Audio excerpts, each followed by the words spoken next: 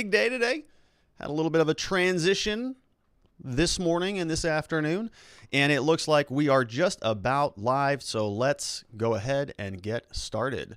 Hello, my friends, and welcome back to yet another episode of Watching the Watchers Live. My name is Robert Gruler. I am a criminal defense attorney here at the R&R Law Group in the always beautiful and sunny Scottsdale, Arizona, where my team and I over the course of many years have represented thousands of good people facing criminal charges, and throughout our time in practice, we have seen a lot of problems with our justice system. I'm talking about misconduct involving the police. We have prosecutors behaving poorly. We have judges not particularly interested in a thing called justice, and it all starts with the politicians, the people at the top, the ones who write the rules and pass the laws that they expect you and I to follow, but sometimes they have a little bit of difficulty doing so themselves, and so that's why we started this show called Watching the Watchers, so that together we can shine that big, beautiful spotlight of accountability and transparency back down upon our very system with the hope of encouraging some meaningful change. And we're very grateful that you are here and with us. It's been a little bit of a bumpy, tumultuous week and months and a year. It's been a lot. And today we have a little bit of a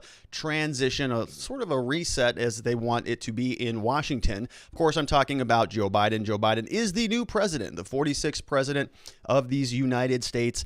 And we're going to talk a little bit about what took place today. Of course, the inauguration and all of the news surrounding that. Both Joe and Kamala are already busy away signing executive orders and getting to work, and we want to dissect some of what that might look like. Before we get into any of that, we're going to be talking about Trump's last hour in office. We've got a new executive order that was issued today, rescinding an old executive order.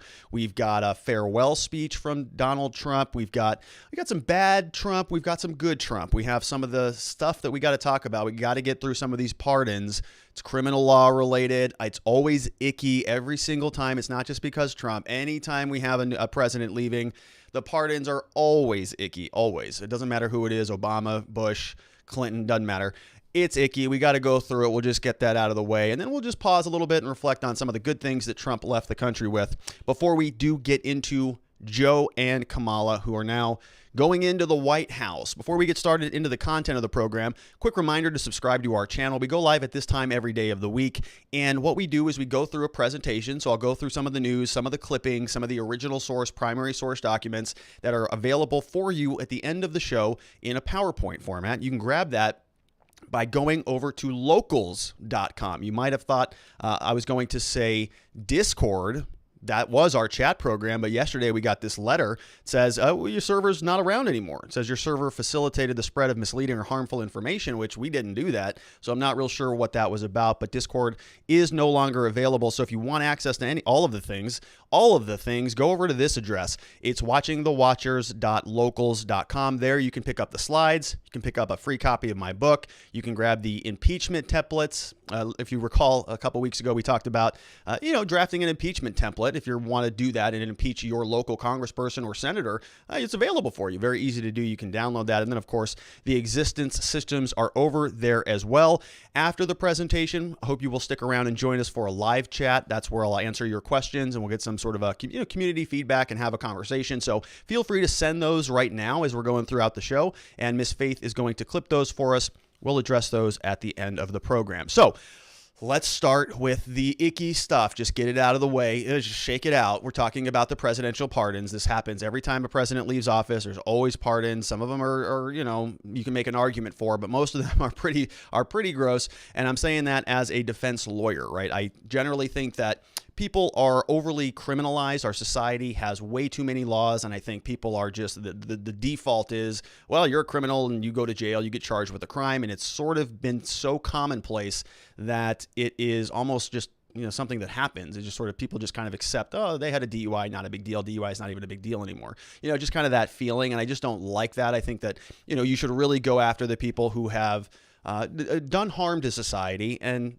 give a little bit more leniency to the people who are going through personal problems, things like addiction problems, or they suffered trauma when they were growing up.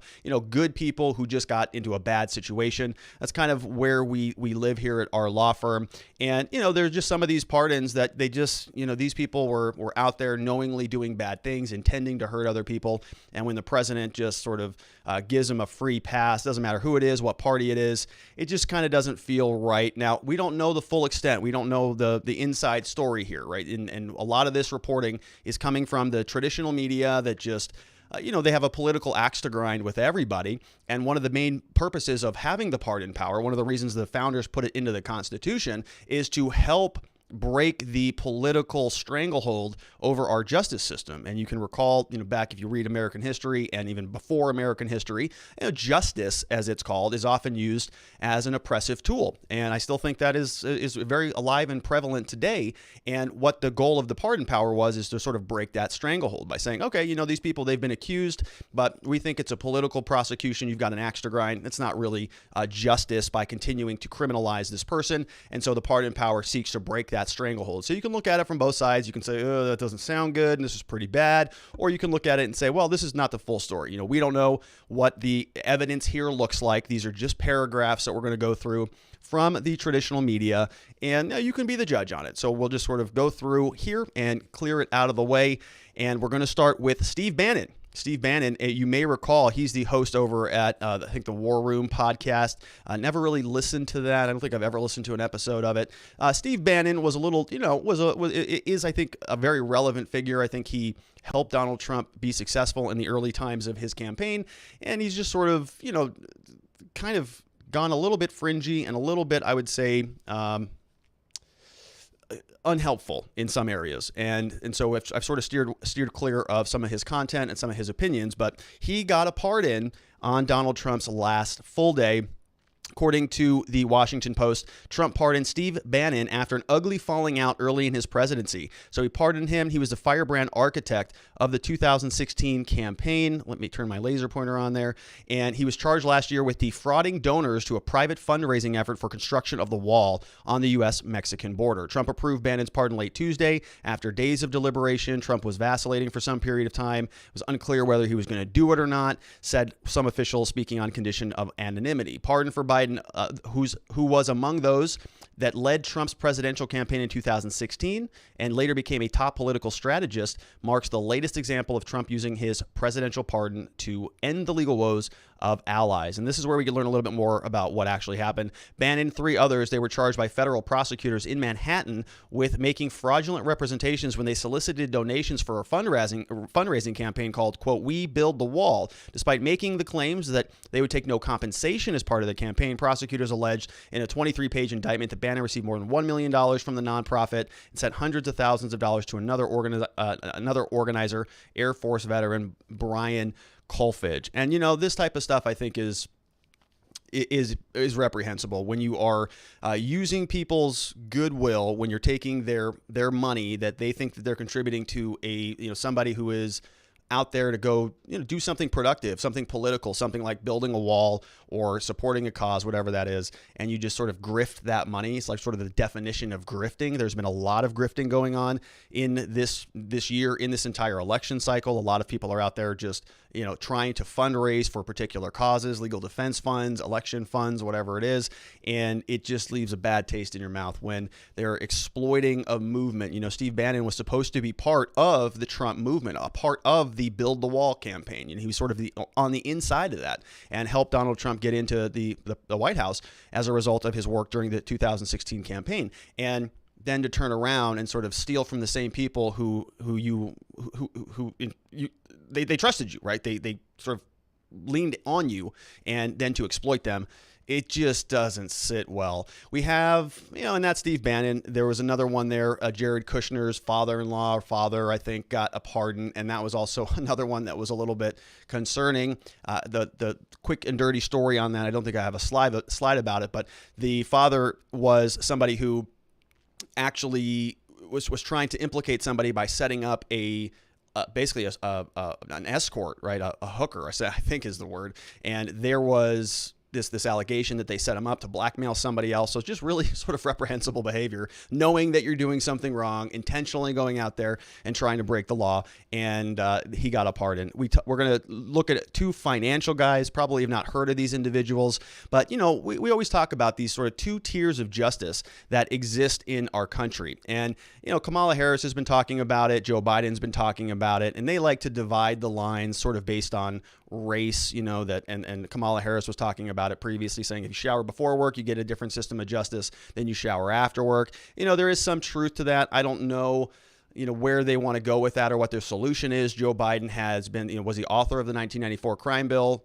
Kamala Harris was also a prosecutor for a long time, imprisoned a lot of people, was somebody who was actually implementing that two-tiered system of justice for a long time. Now they're in the White House. I'll be very curious to see what they do. If Joe Biden was so remorseful for passing an ill-advised, poor judgment law in 1994, well, now they've got control of the entire government minus the Supreme Court. So we'll see if they act on that. But I'm not holding my breath. I think that they are sort of exploiting a lot of issues out there for political gain, but I'm not real sure that we're going to see any actual litigation or new bills or anything that's going to change the course of the criminal justice system. So let's talk about some of the people who are going to get away with some pretty bad stuff. This is Greg Reyes. Greg Reyes is the former chief executive of the networking company Brocade Communications, convicted of securities fraud in 2007. So he was backdating stock options, part of a broader backdating scandal. He was accused of defrauding shareholders between 2000 and 2004, conspiring to alter the grant dates of stock options awarded to employees,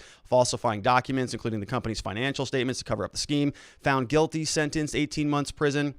Led the company, was dismissed in 2005 after the stock option problems became known, accepted full responsibility for his actions, the White House said, so he got a pardon. Another financial guy, William Walters. Billy Walters, a famed sports gambler, convicted in 2017, 10 criminal charges, once again related to insider trading. Prosecutors have accused him of earning illegal profits and avoiding the losses of $40 million through tips from former Dean Foods chairman. He pled guilty to the case, sentenced to 5 years in prison, scheduled to be released in 2022, but he got a pardon. And so you'll see a lot. There was over 100 pardons, I think, in total, and a lot of these are the financial people, the people with, a lot of money, a lot of power, a lot of influence. Some, generally speaking, you have a lot of individuals who are, let's say a mother who is convicted of drug crimes or something like that. They kind of just get forgotten about in our justice system. But if you have a lot of money and a lot of power and a lot of influence, you have the leverage to petition for a pardon.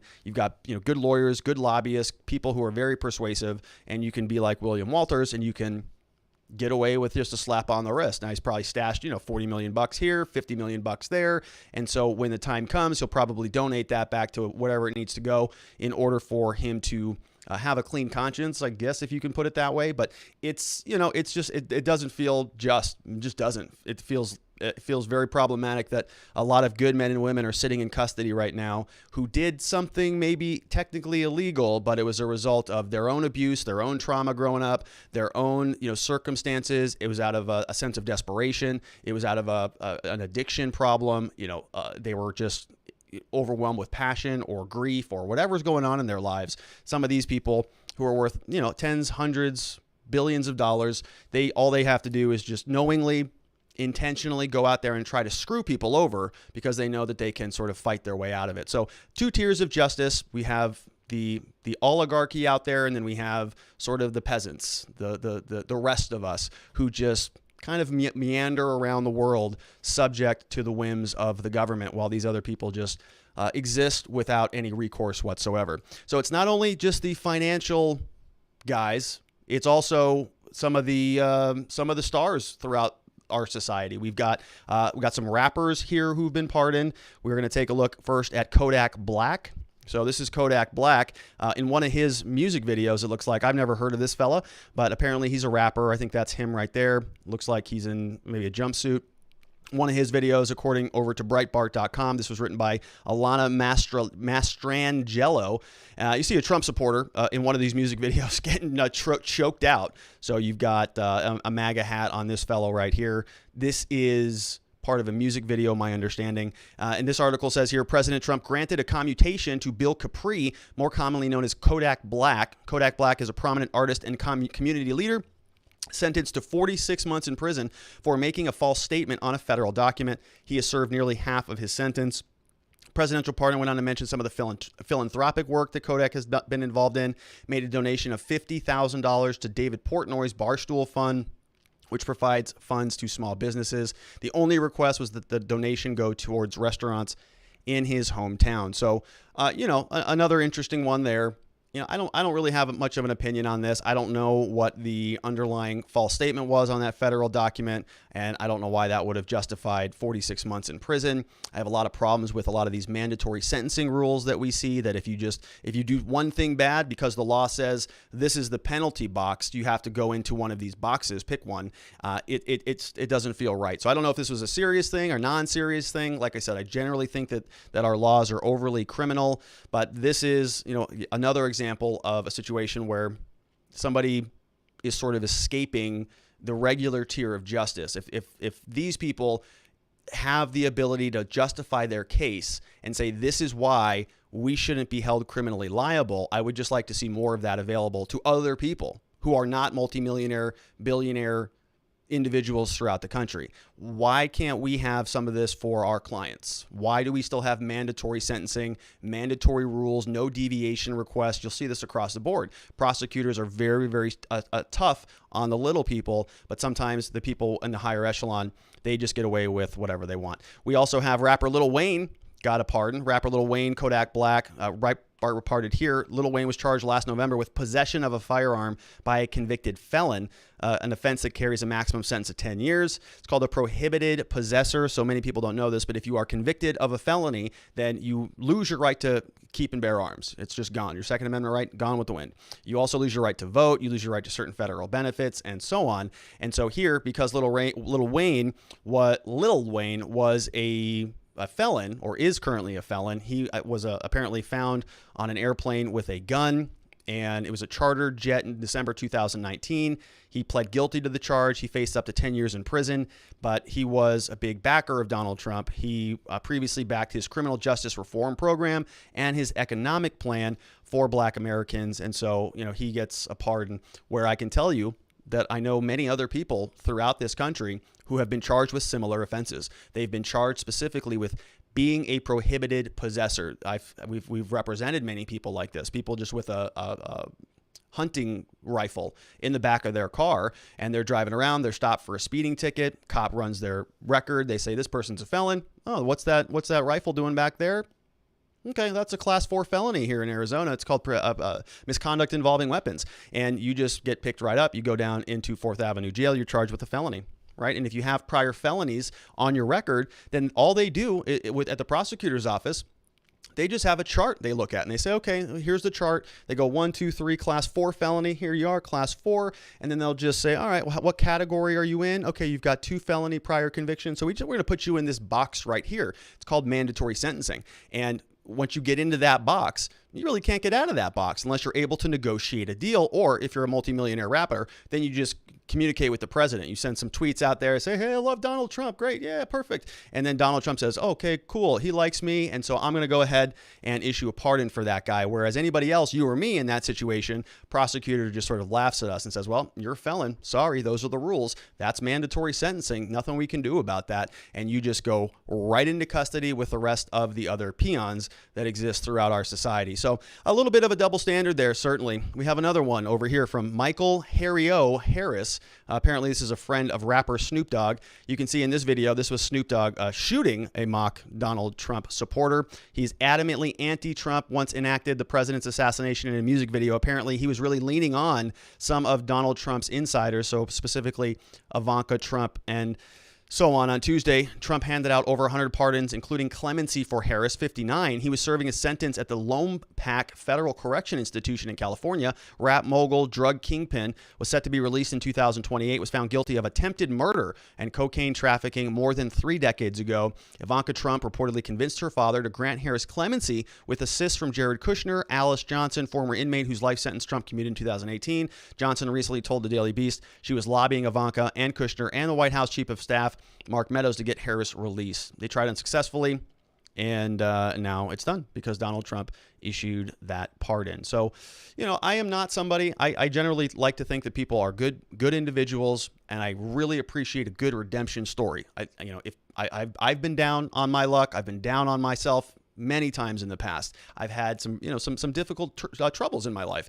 And I think that I've taken those and sort of flipped those into positive things, and I'm doing the best I can, right? And I think that it is working out well for me, and I would like to see other people have that same opportunity. I would like to see other people say, I screwed up, I did something wrong, life served me just a really bad dish, and I'm sorry, I'm going to make up for it. I'm going to try to become a better person and do good things in this world. And so that redemption story, that arc, is something that I think is excellent, and we want to encourage more people to do that. And so I don't know anything about this Michael Harry O'Harris individual other than the fact that he's been guilty and was supposed to be held in custody for another 7 years. He's now getting out of custody. I'm going to presume that he had a great team and a lot of advocates for him who were speaking to Donald Trump and the individuals in the White House and telling them there's been a redemption here. This person's life has changed. They are now capable of doing good, positive things. There's another story. I interviewed him many months ago,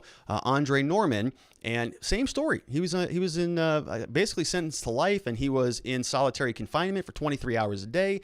And now he's out speaking around the world and helping people not go into his same position. It's a beautiful redemption story, and we want to see more of that. So I'm not specifically commenting here on whether or not this individual is deserving of it. I'm just saying, wouldn't it be nice if more people, more good people who are in our justice system had some sort of recourse so that they could participate in redemption rather than thinking of them as criminals and structuring our entire system as a punitive measure? How about we think about rehabilitation and reincorporating people who've had some bumps in the road, who've hit some speed bumps? Maybe we can incorporate them back into society in a way that is productive for everybody, rather than just locking them up and throwing away the keys and treating them like a bag of meat. Not ideal in what America should be, at least according to my opinion. So you may notice that there are some other people missing from this list.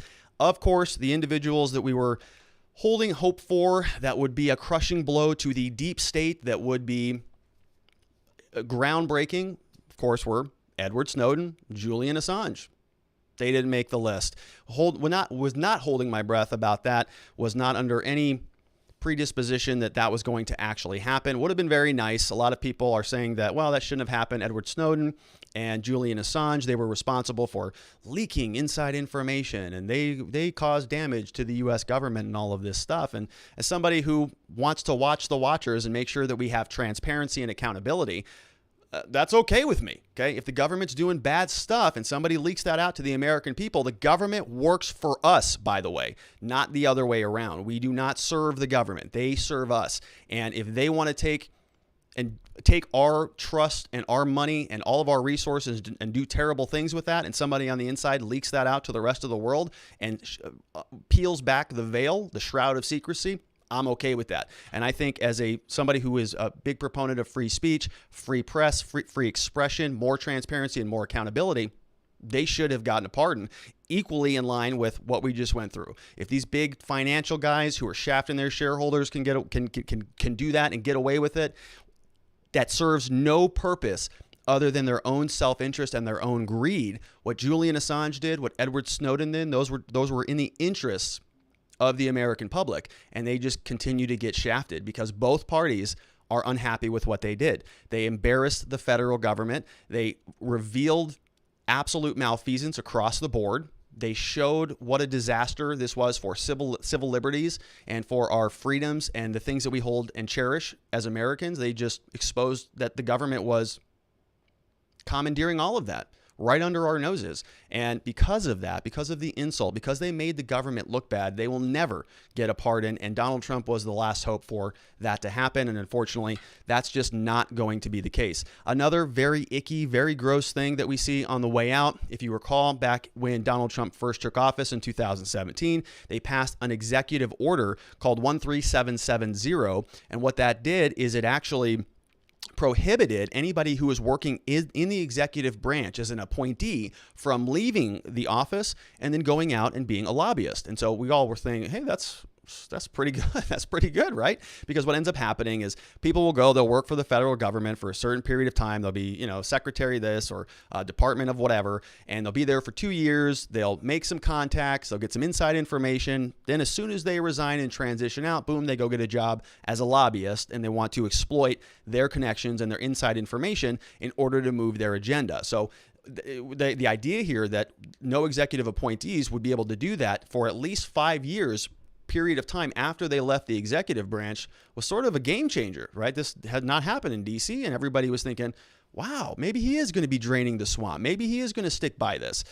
Not so fast, my friends, because today or yesterday, there was a revocation of that order. It says, by the authority vested in me here as President of the United States and the laws, blah, blah, blah. Section 1, revocation. Executive Order 13770 of January 28th, 2017. So almost 4 years to the day, regarding ethics commitments by the executive branch appointees is hereby revoked effective at noon, January 20th, 2021. Employees and former employees subject to the commitments in executive order, the prior executive order, will not be subject to those commitments after noon on January 20th, 2021. So all of those executive appointees, anybody who was associated with the Trump administration is now free range. They can go out and be lobbyists. They can go do whatever the hell they want. So it was only while Trump was in office that this was in effect. Now that that has changed, out, gone. So honestly, leaves me just feeling a bad, like I need a shower. It's just disappointing to see that the president, Donald Trump, somebody who was swept into office saying that they were going to drain the swamp and they were going to, do a bunch of productive things for America, at least in terms of transparency, accountability, freedom, certain freedoms that you and I hold. Not much got done, right? Nothing for Snowden, nothing for Assange. All the cronies got pardons, which is not, that you can't really, you can't be too upset about that. Every single president does that. But, some of the things, we didn't see any declassifications of any significance. Where the hell is Area 51? Never came around. Never. No aliens. Probably the biggest disappointment of them all. All right, so that's enough of that. Let's change gears a little bit. So Donald Trump left the Oval Office as is tradition. The big question was, is he going to leave a note? Is he going to leave a note there for Joe Biden? Because Joe Biden's coming in, and Obama left a note for Trump. I think we've all read that. And now the question was, well, Trump was out of there. He was on the airplane bright and early this morning, getting the hell out of town, didn't want to be a part of it, sent Mike Pence. I don't think he's even probably talked to Mike Pence, but Mike Pence was over there at the inauguration. Trump was long gone and out. And the question was, did he leave a note? And it looks like he did, in fact. Trump left a note, according to McClatchy, D.C. President left a note for President-elect Biden, said Jadir, Trump's deputy press secretary. They wouldn't share what was in the note, but Disclosed TV came out and said, quote, the president wrote a very generous letter referring to Trump because it was private. I won't talk about it until I talk to him, but it was generous. That is what President Biden said. So at some point in time, we may see what was on the note itself, but I think it is good. I think it's nice that there is some sort of conversation happening there. I think this is a presidential tradition, and I'm glad to see that Donald Trump held that part of it up. Remember, Donald Trump didn't go to the inauguration, but other presidents have not gone to inaugurations before, and so that's not super out of the ordinary, but not leaving a note. You always leave a note. You got to leave a note, and Donald Trump did that. He also had a final speech today, final remark as the president. And listen in, we have a little bit of a clip. He's giving some hints about what may be in his future. Here is Donald Trump.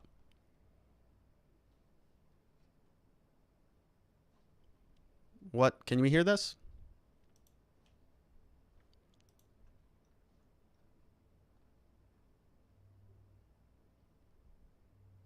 I don't know if you can hear that or not because it's not playing in my earpiece. But here is what he's saying.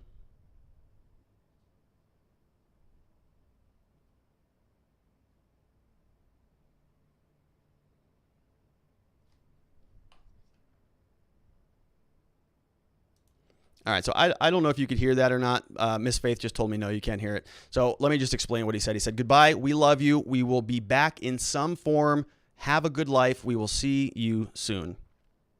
We will be back in some form. That was the language. I apologize. I'm not sure why that audio was not there. Let's see if I can fix that quickly.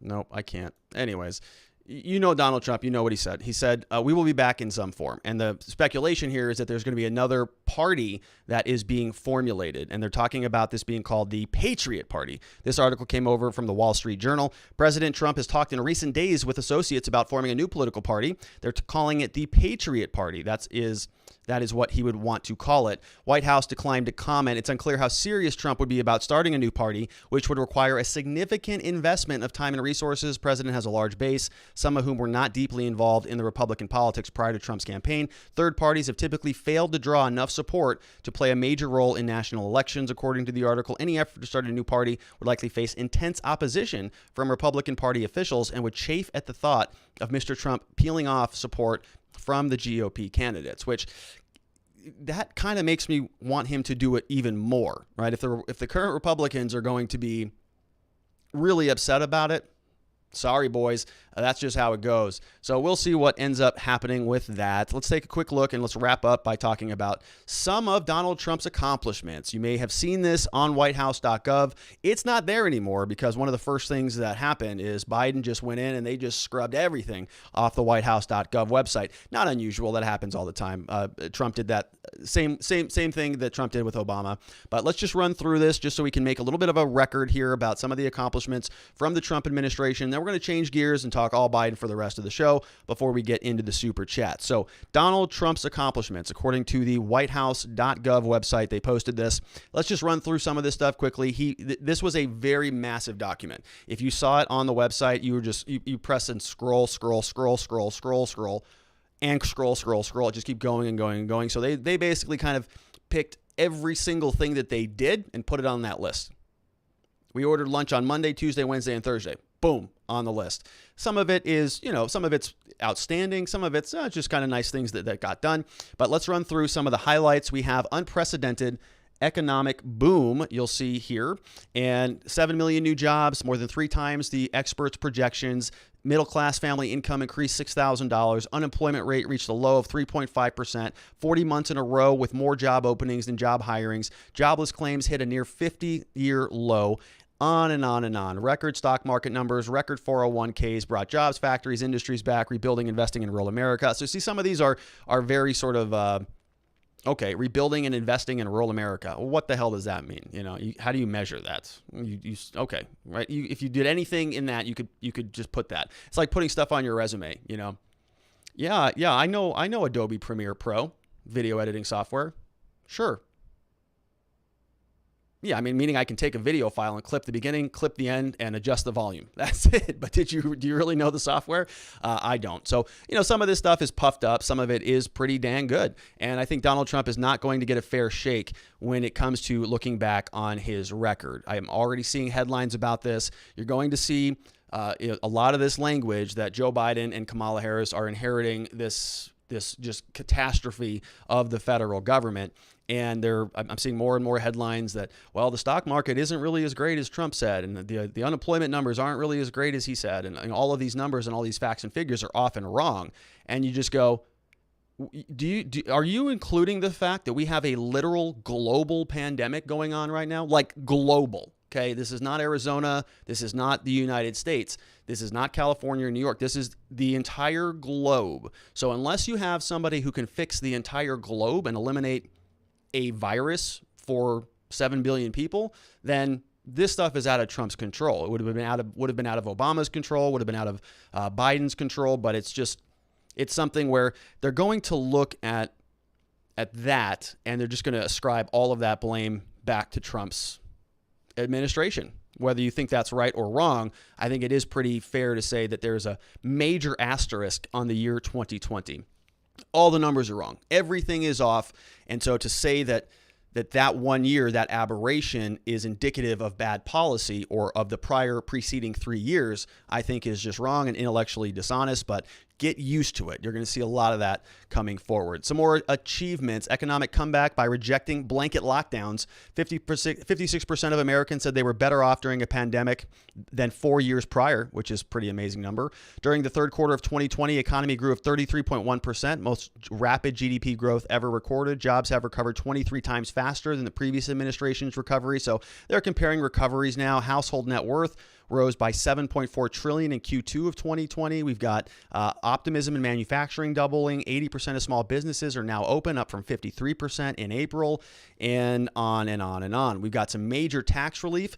I was very, very happy to see some of this. I think that was responsible for a lot of the economic boom. Past 3.2 trillion in historic tax reliefs, jobs and investments pouring into opportunity zones. Nearly 9,000 opportunity zones created. Capital gains on long-term investments are taxed at zero. Massive deregulation, remove government barriers to personal freedom and consumer choice in healthcare. Got 16 pieces of deregulatory legislation that will result in 40 billion increase in annual real incomes. We've got making communities safer. Many of you know I'm involved in Eric's House. We've got combating the opioid crisis. This stuff is pretty important to me. Secured $6 billion in new funding to combat the opioid epidemic. Signed the Support for Patients and Communities Act, the largest ever legislative effort to address the drug crisis in our nation's history. The Stop Opioid Abuse, Reduce Drug Supply, and on and on and on. $9 billion from the DHS to grants, expand communities. We've got criminal justice reform. Major stuff going on here that Trump just doesn't get credit for. The first bipartisan First Step Act, first landmark criminal justice reform legislation ever passed to reduce recidivism and help former inmates successfully rejoin society. Outstanding. Absolutely outstanding. Would like to see more of that from the new administration. Give former inmates the opportunity to live crime-free, meaningful lives. Launched a ready-to-work initiative, $2.2 million to states, which is basically nothing. That's tip money.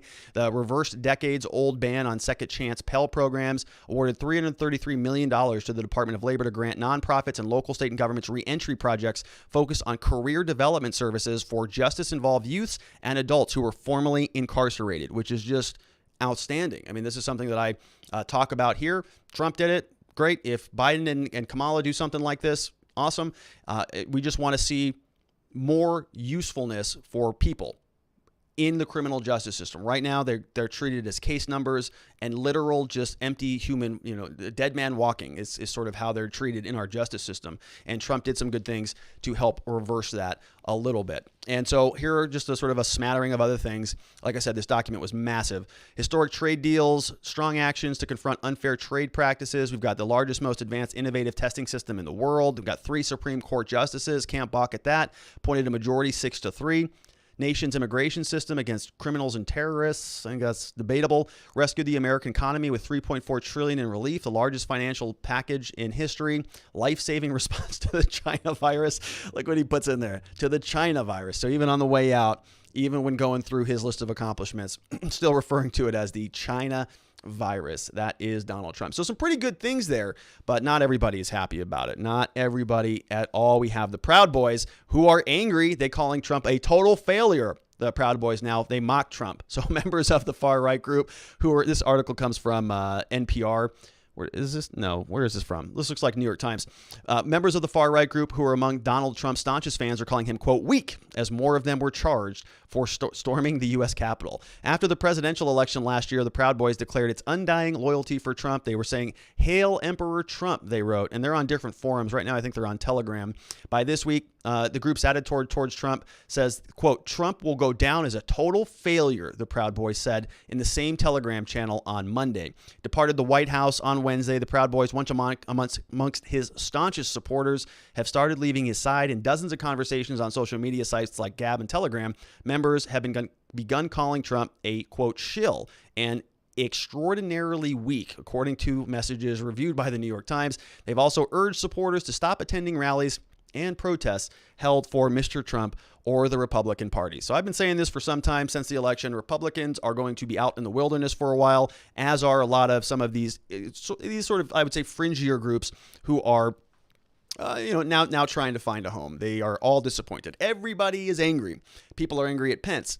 People are angry at Trump. People are angry at the Kushners. People are angry, at all the different sects, the Oath Keepers, the Proud Boys, and so on and so forth. So it's going to be tumultuous still for the Republican and for the right-leaning individuals throughout the country, and it may just continue to get worse with more bannings and cancellations and limitations on what you could say and firings and deplatforming and unpersoning and the whole 9 yards. So buckle up. It's going to be fun. We have a new president, though, and we're going to see how this works because he's saying the opposite should happen. He's saying we should all be unified.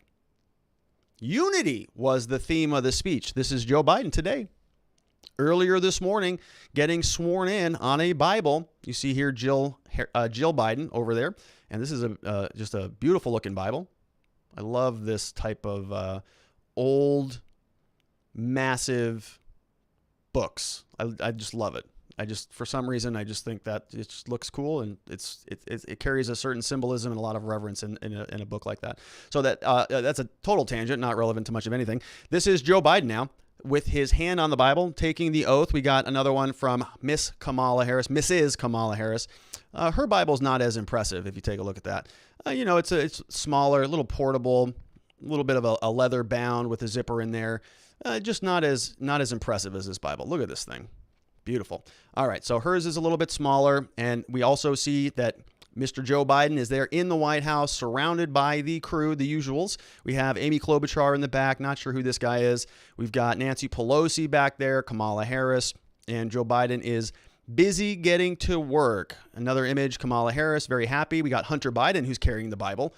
Ooh, all right. So that's interesting. And they're all giving the family a nice hug there. Things are great. America's lovely. We got Obama's over there, Michelle. We got Bush. Bush is back in the house. And they're all just getting along quite nice and friendly. And so this is interesting, right? I mean, do you remember, I think, just starting law school or just about to start law school in 2008 when Bush was on his way out. And Bush was largely as hated as Donald Trump was. I don't know if anybody has been as hated as Donald Trump was, but George Bush was the first iteration of that. And we saw that, no war for oil. He's a warmonger, Cheney this, Cheney that. I mean, he was universally hated throughout this country and the media. I wouldn't say universally, but by the power sort of establishment, the media and a lot of the left organizations that control a lot of that, they just couldn't stand George Bush. But now we fast forward, a decade or two, and he is back in good graces, and they're all just palling it up. We had Mike Pence over there, along with his wife. They were the only ones in attendance. Trump was out. He's like, I'm out later. This is him leaving, giving a nice smile and a thumbs up as he is heading off down to Florida. And so that was the transition. Many people were concerned that something was going to happen today. I didn't think that it would. I thought that the 25,000 National Guard soldiers there was more about creating a show, sort of a show of force to say, look what you Trumpers made us do. You Trumpers, you are so anti-democratic and so seditious and so treasonous that we had to call in all of these 25,000 troops to protect the true Americans. We're the ones who want unity and democracy. You Trumpers over there, you're so catastrophic to the nation of America that we're going to just need to secure ourselves with 25,000 troops. So it's kind of a big show. It's called LARPing, sort of live action role playing that, you're sort of make believing that there's a threat and there's kind of not really a threat. We saw that they thought there was a threat this past Sunday. Nobody showed up. Some firecrackers went off in somebody's backyard and that was it, right? Not a big deal. But they still had to put on security theater for the rest of us to continue this facade that there is this major insurrectionist movement that's bubbling around America. We saw some remnants of that. We saw some bubblings up of that on January 6th at the Capitol building, but they're being disposed of and dealt with. We've covered a lot of these arrests and investigations that have been led by the FBI for the last 2 weeks, gone through many affidavits, complaints, and basically indictments that were coming down and being filed in different district courts. And so it's all being dealt with, right? These insurrectionists, these supremacists, or whatever they're being labeled as, it's being dealt with. And was it necessary to have that 25,000 troops there? Well, I don't know, but I am glad that nothing happened, because if something did happen, this would have been just one more excuse, one more domino that they can use to deplatform everybody, censor more speech, start new domestic terrorism policies, targeting individuals that they don't like. Remember back during the Obama years, a lot of allegations and a lot of smoke that they were using the IRS to go and target conservative groups. That was the IRS. Okay, that's just a financial thing. Now we're talking about domestic terrorism. I'm seeing a different, I think John Brennan was talking about it today. People are saying, well, we need to use some of the same tools that we use to address Al-Qaeda problems here in the United States, and that is very troubling. The next time that anything bad happens and they can pin it on somebody that they don't like, that's going to be a very nice excuse for them to roll out Patriot Act version 7.0 and just cram it down the throats of America. So I'm very glad that the inauguration went off without a hitch. Now let's take a look and talk about the inaugural speech, because it was It was interesting. We've got a lot of mixed reactions from around the country, from around the media. I will tell you this. I watched it and I read it. Here are some of the themes that I identified. Not super long, about 22 minutes. I think he probably could have been maybe a 10-minute speech, but he was speaking a bit slowly. There was a lot of applause going on. And so not a lot of content here, but a lot of talking. And so what I did is I clipped some of the parts out that I think are most pertinent. And let me give you an overview a little bit, sort of like a table of contents, an identification of some of the themes that I saw in this. So we heard a lot about racial justice and systemic racism. And this is not out of the ordinary. We've been hearing a lot of this for some time. Joe Biden and Kamala Harris have been saying this, and we played some clips on it where they're saying, well, we're going to basically help everybody in the country except the white people. We talked about businesses here, businesses this, minority, black, Hispanic, and so on and so forth, and they were just sort of leaving out a very, very explicit demographic in some of their own clips, and we were talking about that, and that was a signal. Okay, so this is going to be one of the major pillars, and we've been trying to identify what are they going to really focus their efforts on. We talk about this a lot. There's always a big laundry list of things that a president or a politician wants to accomplish. They go with a list this big, but by the end of their term, it's much smaller. Just a very, very small list of things that are actually accomplished. And so everybody's trying to figure out, where are they putting their eggs? What basket is going to carry all of this stuff? Where are they going to focus their efforts moving forward? And for a long time, we've heard about this racial justice thing, making a big push to help minority-owned businesses, women-owned businesses, LGBTQ businesses, and so on.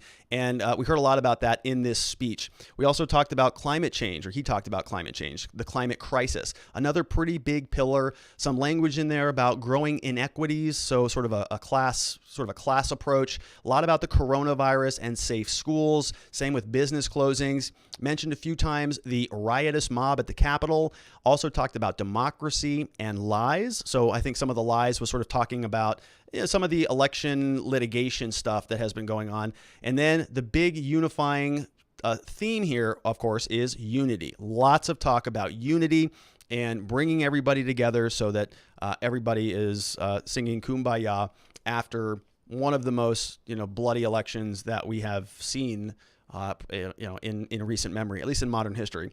And so let's listen in on Joe Biden and see what he has to say.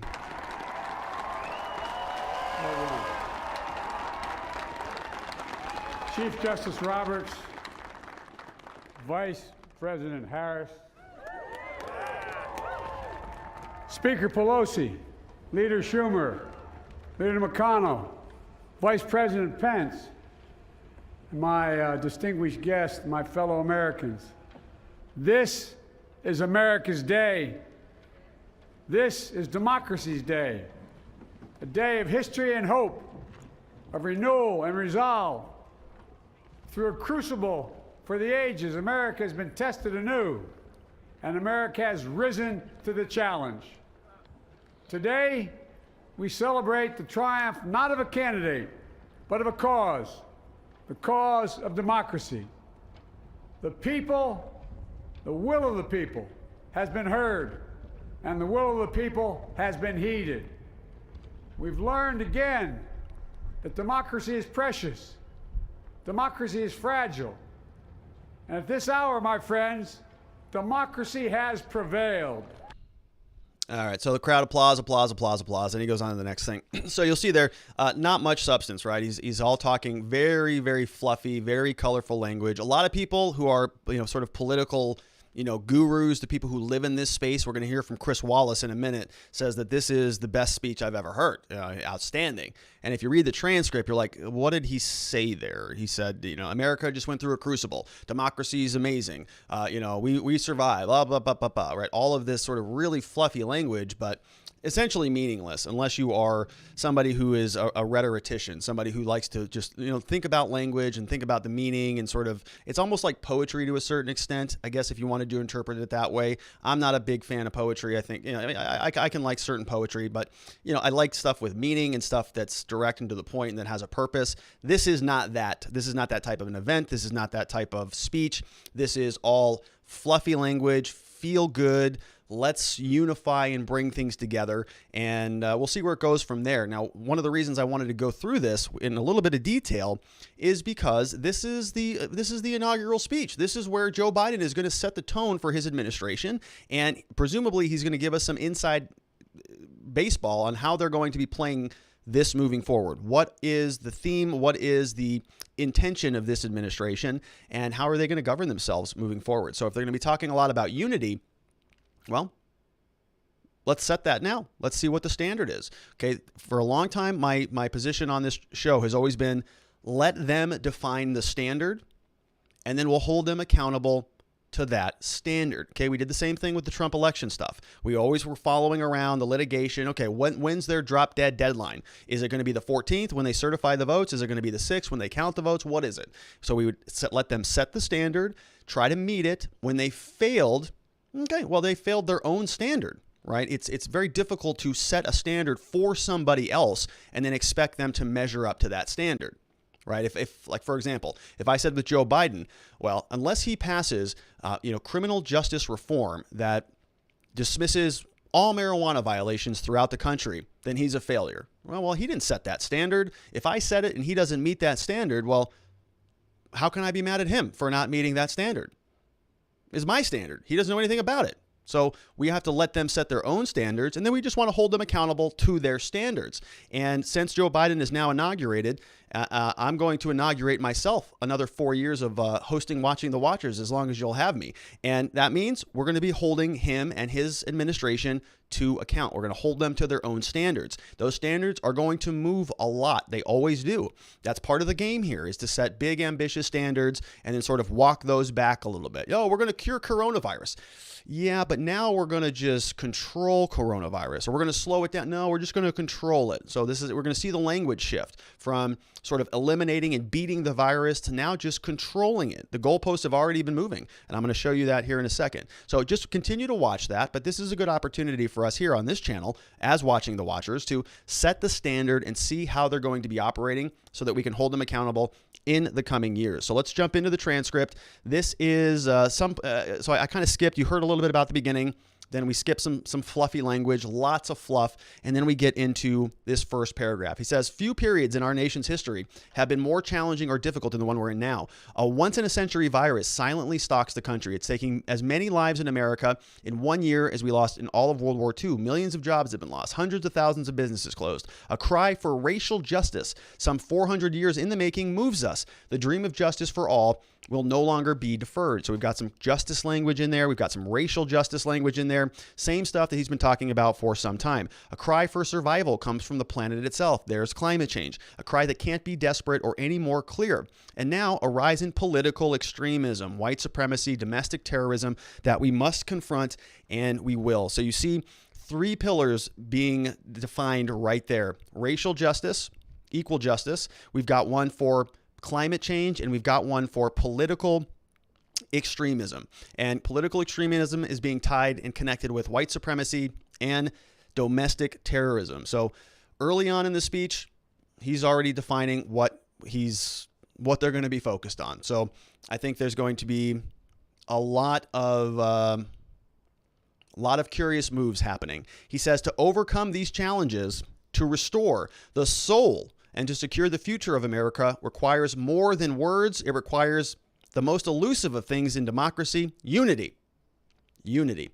So it requires more than words, and then he just goes into unity. All right, well, how are we going to get unity in this country? He says, my whole soul is in it. Today, on this day in January, my whole soul is in this, bringing America together, uniting our people, uniting our nation. I ask every American to join me in this cause, uniting to fight the common foes we face. Anger, resentment, and hatred must be a common foe. All right, so apparently anger and resentment is a foe. Extremism, lawlessness, violence, I agree with those. Disease, joblessness, hopelessness. Yeah, I'd like to see all of those things gone. With unity, we can do great things, important things. We can right wrongs. So unity is the pillar of this speech. He's going to really be desiring that across the board. He's going to be declaring with his whole soul, my whole soul is in it. Unity is the overriding concern here. Those other things, racial justice, climate change, political extremism, they'll address those within the confines of unity, sort of the overarching umbrella. Everything else should be under the umbrella of unity, according to Joe Biden. He says, my fellow Americans, in the work ahead of us, we will need each other. We need all our strength to persevere through this dark winter. Interesting language there. Dark winter. Okay, but we're just about to come out of winter. So are we, right? Like pretty soon, we're going to be in the spring and then the summer and then the fall. So I don't know what he means by that. We've already played a clip from him saying that our darkest days are ahead. Didn't play it on this show, played it in a private show or in a different show. Our darkest days are ahead of us. Now he's using the same language, dark winter. Okay, so he's sort of telegraphing to us in his language that things are going to be dark. We have our darkest days ahead. And you can Google that quote from Joe Biden and you'll find the video of it. He just said that a couple weeks ago. So that's what we're looking at. That's sort of how I think he's interpreting the job ahead of him. Like we have some difficult things we have to get through. In fact, he says that in the next sentence. We are entering what may well be the toughest and deadliest period of the virus. We must set aside the politics and finally face this pandemic as one nation. I got a big problem with that sentence. So if you have a different interpretation of how best to handle the pandemic, if you have a disagreement and maybe you're relying on your version of scientific studies and you're sort of disagreeing with whatever the government tells you is fact, what does that mean? Does that mean you're playing politics and that you need to be set aside so that we can address this as one nation? Or are you still free to have a disagreement with your government about the policy? Well, we don't know. I promise you this. As the Bible says, weeping may endure for a night, but joy cometh in the morning. We will get through this together. The world is watching today. So, once again, very, very, very fluffy language. Not much there. I don't really care what the world is watching about. Get through this together. We're going to get through this apart or together either way. It's very, very fluffy. It's a nice inaugural speech, but whatever. And so today, at this time and place, let us start afresh. Let's start afresh. He wants a fresh start, a new start, all of us. Let us listen to one another. It's hard to do that when big tech companies are literally deplatforming entire groups and demographics of people. Donald Trump, a former president of this country, doesn't have a platform on any of the major platforms. I think he's still sort of in a timeout penalty box on YouTube. I suspect he'll be canceled soon. I'm not sure if he's been reactivated on Facebook or not, but he's still off of Twitter as far as I know. So it's very hard for us to listen to one another when the leader of your outgoing administration is deplatformed and cannot communicate with people. So it sounds nice. Want to start afresh. Want to listen to one another. But actually, many people on Joe Biden's side, many people who are part of his team, they don't want to listen to anybody. In fact, they want to shut you up. They want it to be a part of this new movement to get rid of and hamstring political extremism, as they're calling it. So they actually don't want to talk to you. If they did, you would still have Parler around. Okay, you would still have Donald Trump on Twitter, but they don't want to hear from anybody. He's going to say it here, but the people on his side have already gone a different direction, and they've gone hard in a different direction. They are deplatforming people. We got canceled off Discord for I don't even know what, with no warning at all. So they just don't want open conversation. Now, the administration is starting today. Maybe Joe Biden will do something that we can hold him, that will follow from this standard. Let us start afresh. Let us listen to one another. So I'll be very curious, hear one another, see one another, show respect to one another. Politics need not be a raging fire destroying everything in his path. Every disagreement doesn't have to be a cause for total war, and we must reject a culture in which facts themselves are manipulated and even manufactured. I wonder what culture he's talking about. Couldn't be MAGA culture, is it? My fellow Americans, we have to be different than this. So, look, this is his first plea to people on his side of the aisle. Be very curious to see what some of these big tech companies do. What's Zuckerberg going to do? What's Dorsey going to do? What are any of these people in Congress who are calling for the expulsion of Ted Cruz, Josh Hawley, for just performing a constitutionally permissible duty for going in and objecting to the electoral votes? They're allowed to do that, by the way. That's in the Constitution. That's written into the law that we have in this country. They were just following the rules as they're written. So I don't know how they should be expelled from Congress if they're just performing their duty. But nevertheless, many, many Democrats are calling for them to be excommunicated, for them to be thrown out of Congress. And they are making lists now of people who have offended them to some degree. They're calling for all of Trump's former employees or anybody who worked in the administration to be sort of blackballed from working again in politics. And so we'll see, right? Today was day one. Are we going to see those things change? Joe Biden is literally calling on unity, a fresh start. Let us listen to one another. The people that have the biggest platforms in the world that control them, Facebook and Twitter, are they going to listen to anybody? Are they going to reinstate Donald Trump? I wouldn't hold your breath on that. Again, I think it's fluffy language. I'm going to give him the benefit of the doubt. We might wake up tomorrow or a month from now, and we'll see a digital Bill of Rights. Maybe we'll see some ability for all Americans to participate in civic discourse. Maybe that will come as a direct result of the Biden administration, but I'm going to guess not. We'll see what happens. He continues. Recent months and days and weeks have taught us a painful lesson. There are truth and there are lies. So I wonder what he's talking about. Lies told for power and for profit. And each of us has a duty and responsibility as citizens, as Americans, especially as leaders who have pledged to honor our Constitution and protect our nation, to defend the truth and to defeat the lies. I understand many Americans view the future with some fear and trepidation. I understand they worry about their jobs, about taking care of their families, and about what comes next.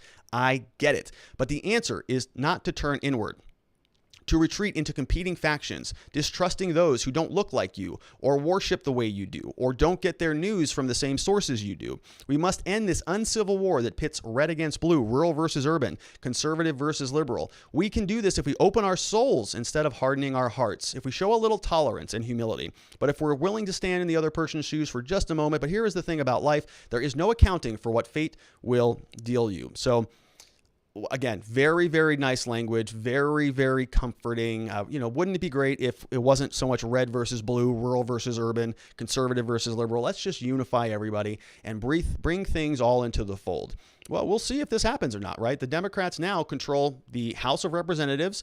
We had 3 new Democratic senators who were just sworn into office today by Kamala Harris, and they control the White House. They control all of the major levers of power. The only thing that they don't have, which doesn't really matter because the Supreme Court doesn't do anything anyways, is the Supreme Court, which they didn't get involved in anything. I mean, they haven't done anything to benefit the Republicans or the conservatives in recent memory. So to think that they're just sort of in the can for the conservatives is laughable. I think they're very, very apolitical in my mind. So we'll see. We'll see what they decide to do. Currently, Joe Biden wants unity.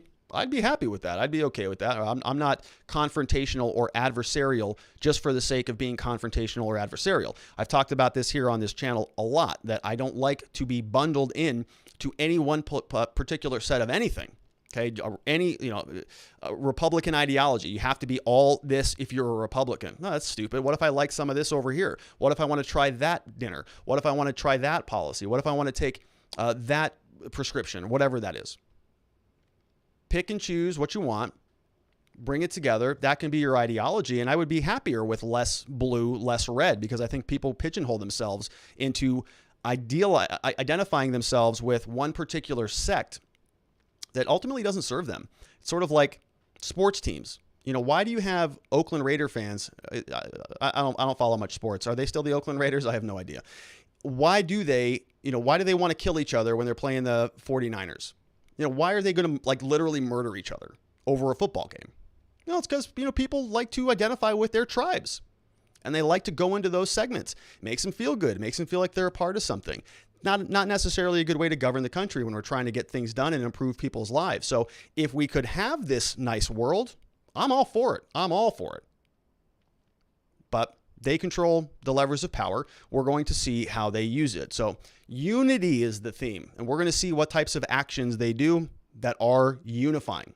Because currently it feels awfully like it's blue versus red. It feels awfully like it's urban versus rural, and like it's liberal versus conservative. And they won. They're in control of the mechanisms of power. We'll see if they operate according to this principle of unification. He continues, my fellow Americans, in the work ahead of us, we will need each other. We'll need all of our strength. We'll persevere through this dark winter. I already read that one. To those who have supported the campaign, I'm humbled by the faith you have placed in us. To all those who did not support us, let me say this. Hear me out as we move forward. Take a measure of me in my heart. And if you still disagree, so be it. That's democracy. That's America. The right to dissent peaceably within the guardrails of our republic is perhaps our nation's greatest strength. And I'll tell you this, I agree with him. Okay, I agree with peaceable dissent. I have never, ever once advocated for violence. Never once. But I have advocated for very strong, very vocal dissents, very strong, very vocal disagreements. And I agree, it is within the guardrail of our republic. We have a system here where we value freedom of expression, freedom of association, the right to petition your government for a redress of grievances, and that is being exterminated in a number of different ways in private business that is impacting the public discourse of this country. So if he is really standing by this, if he's really saying that he welcomes and encourages peaceable dissent, we'll see. Yet hear me clearly, disagreement must not lead to disunion. All right. And I pledge this to you. I'll be president for all Americans. I will fight hard for those who did not support me as well as for those who did. So disagreement must not lead to disunion. Therefore, if you disagree and you don't want anything to do with Joe Biden, now you are being part of the disunion. You are now part of the problem for dissenting. My first act in president, I want to say a prayer. So they stopped and they prayed for 400,000 fellow Americans. Let us say a prayer for those who've lost their lives and for those they left behind and for our country. Amen. I missed the A women over there, though. So missed that one. So better check his prayer pronouns. And that was basically the end of the speech. About 20 minutes long. A lot of fluff in there. Got a couple themes out of there. Got a couple, ideas on what the frameworks might be. Racial justice.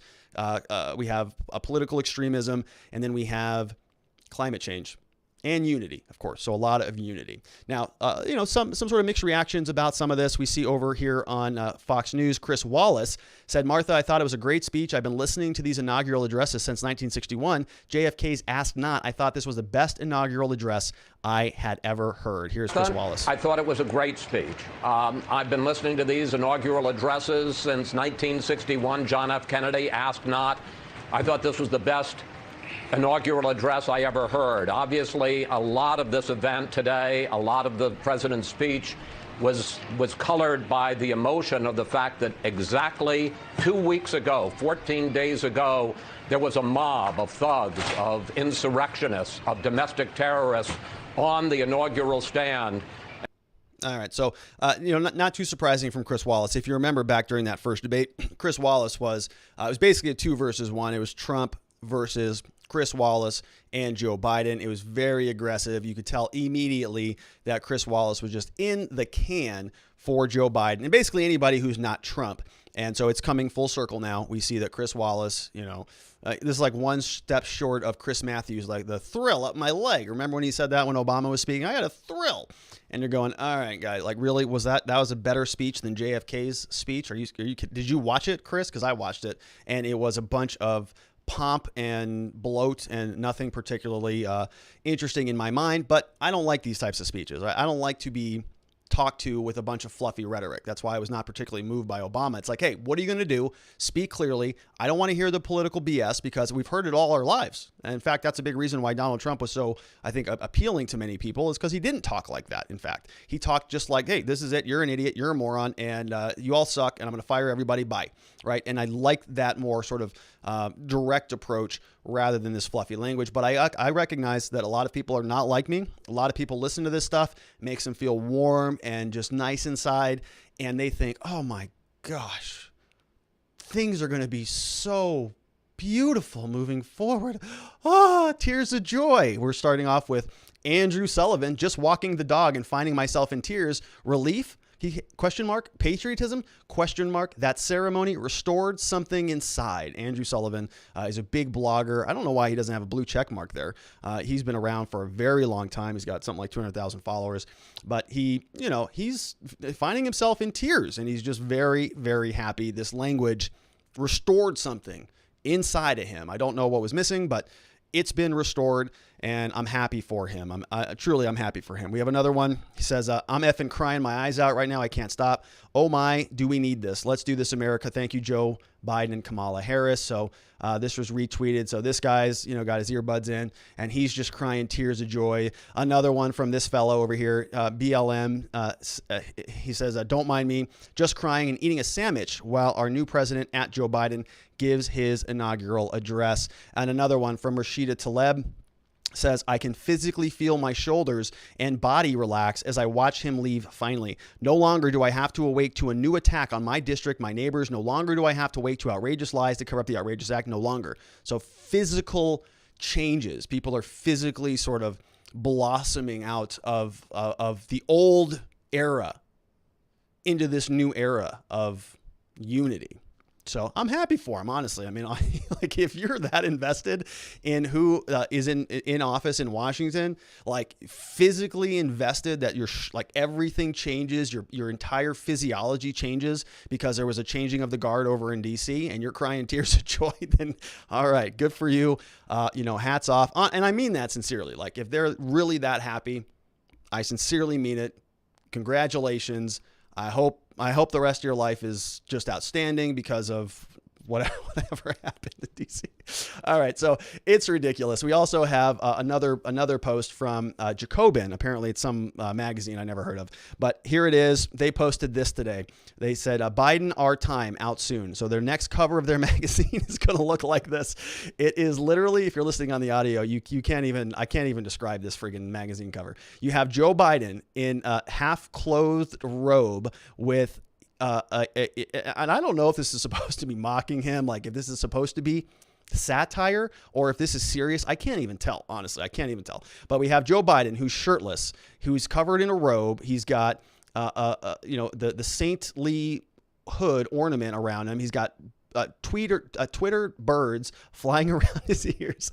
Then we got Hillary Clinton, Joe Biden, and Bill Clinton up in these, I don't know, like flower-looking winged heads are flying around Joe Biden's head. We got airplanes coming in on both sides. We got Nancy Pelosi and Chuck Schumer kneeling down with wings of angels' wings on them. We got Fauci over there looking at cases in the U.S. That chart's going up. It says cases in the U.S. That chart's going up. That's not too good.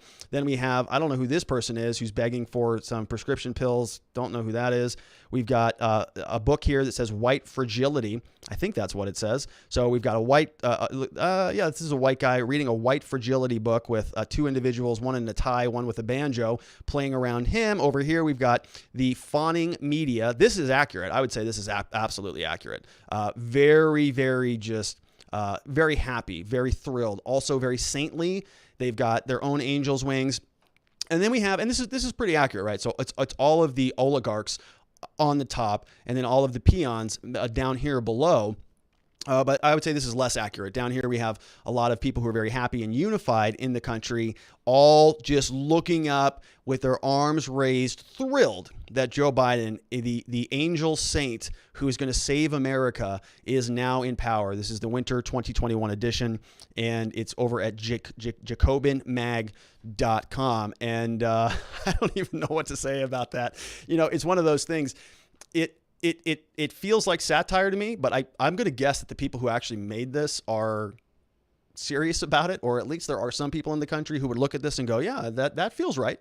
Yeah, that's a good representation of how I'm feeling right now. This is great. And we saw that by a couple individuals crying about Joe Biden's transition. So it's not far off. I mean, I've been saying this for a long time here, that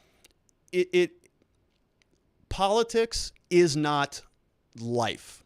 Okay, if your entire life, the way you feel physically is dependent upon the person in office, unless that person is like a spouse, or unless you need that person to grant you a pardon or something like that, unless you have a close relationship with that individual and you're physically connected to it, it may be time to think about that, to think about what that relationship is like, okay? Because politics is not life. But I think, unfortunately, for many people in this country, politics is life. It's everything they do. It's everything they think about. They wake up. They want to blame all of the problems in the world on whoever's in office that particular day. If they get cut off in the driveway, it's because that Donald Trump did that to me, And remember when Obama was in office and everything was, hashtag thanks Obama, because it was just like everything possible you could ascribe to the political person, political party in power. And that's a little bit concerning. This takes it one step further. This is like religion. This is not even politics is life. This is politics is religion. And, the climate change people are not far off of that. It's sort of like a new religion for many people that's replacing actual religion. So it's going to be interesting to continue to watch this unfold. All right. So what did they get done today? I know we're going on a bit long. What did they get done today? It was a big day. They got a lot of business taken care of. Harris swears in Ossoff, Warnock, and Padilla to the Senate, formalizing the full Democratic control of the government, according to the Washington Examiner. Newly inaugurated VP Kamala Harris swore in Democrats John Ossoff, Raphael Warnock, and Senator Alex Padilla onto the Senate on Wednesday in their first act in office. With the 3 senators sworn in, they will have a 50-vote caucus, and with Harris as the tie-breaking vote, they then have control of the Senate. So they have the House and the Senate at this point, President Biden in office, and with the Democratic House majority, the party has full control over the elected federal government for the first time in more than a decade. And I recall, I could be wrong about this, but I recall when Obama was swept into office, that would have been in 2008.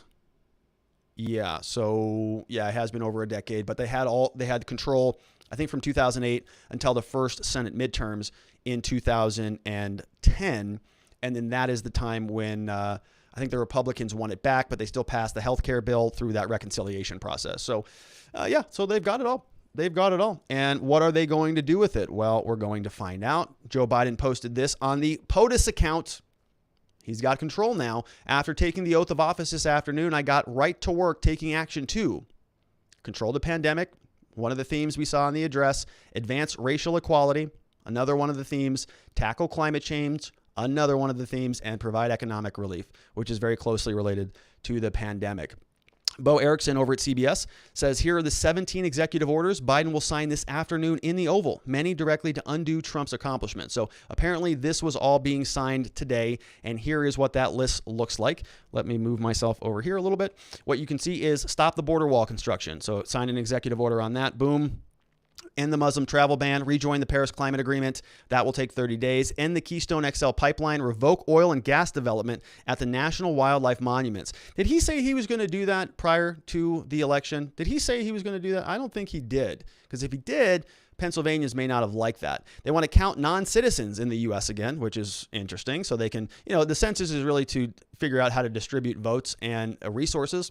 And so non-citizens are going to be counted. Rejoin the World Health Organization. That will happen. Dr. Fauci is going to join on a board and then deliver remarks about the pandemic. 100 days masking challenge, so a nationwide face mask and social distance mandate on federal buildings and lands. Aren't most places already doing that? In Arizona, everybody's still masked up. 8, extend eviction and foreclosure moratoriums. So I think that's a pretty good idea, because many places are still locked down. Continue the pause on student loan payments. I know a lot of attorneys are happy about that. Defend Dreamers program for undocumented young Americans. We got change Trump's arrest priorities for ICE programs. Keep protections for a group of Liberians in the country. All right. Okay.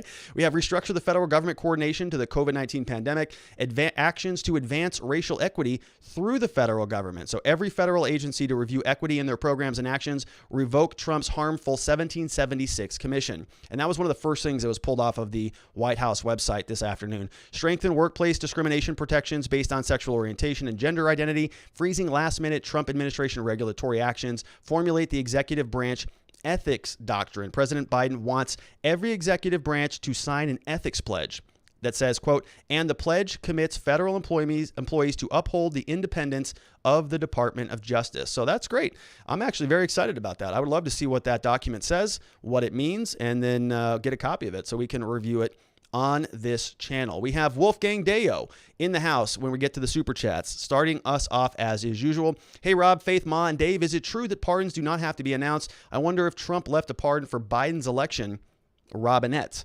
So I don't know. I saw a headline about that. I can't imagine a mechanism in which it's not public, or at least part of public record, because I think that would lead to a lot of abuse and a lot of even worse pardons. So I would guess that in order for a pardon to be effective, it's a formal document that's going into a court and sort of stopping a prosecution or rescinding a prison sentence. And so you'd have to send something from the executive branch over to whatever agency is moving forward with that criminal charge, and it would have to be in writing and publicly available. So I don't know. I've heard people say or seen, there's so much wild stuff out there that it's probably, more nonsense. Ideas here that Trump really did pardon himself, but it's not public. That type of stuff, I just don't buy it.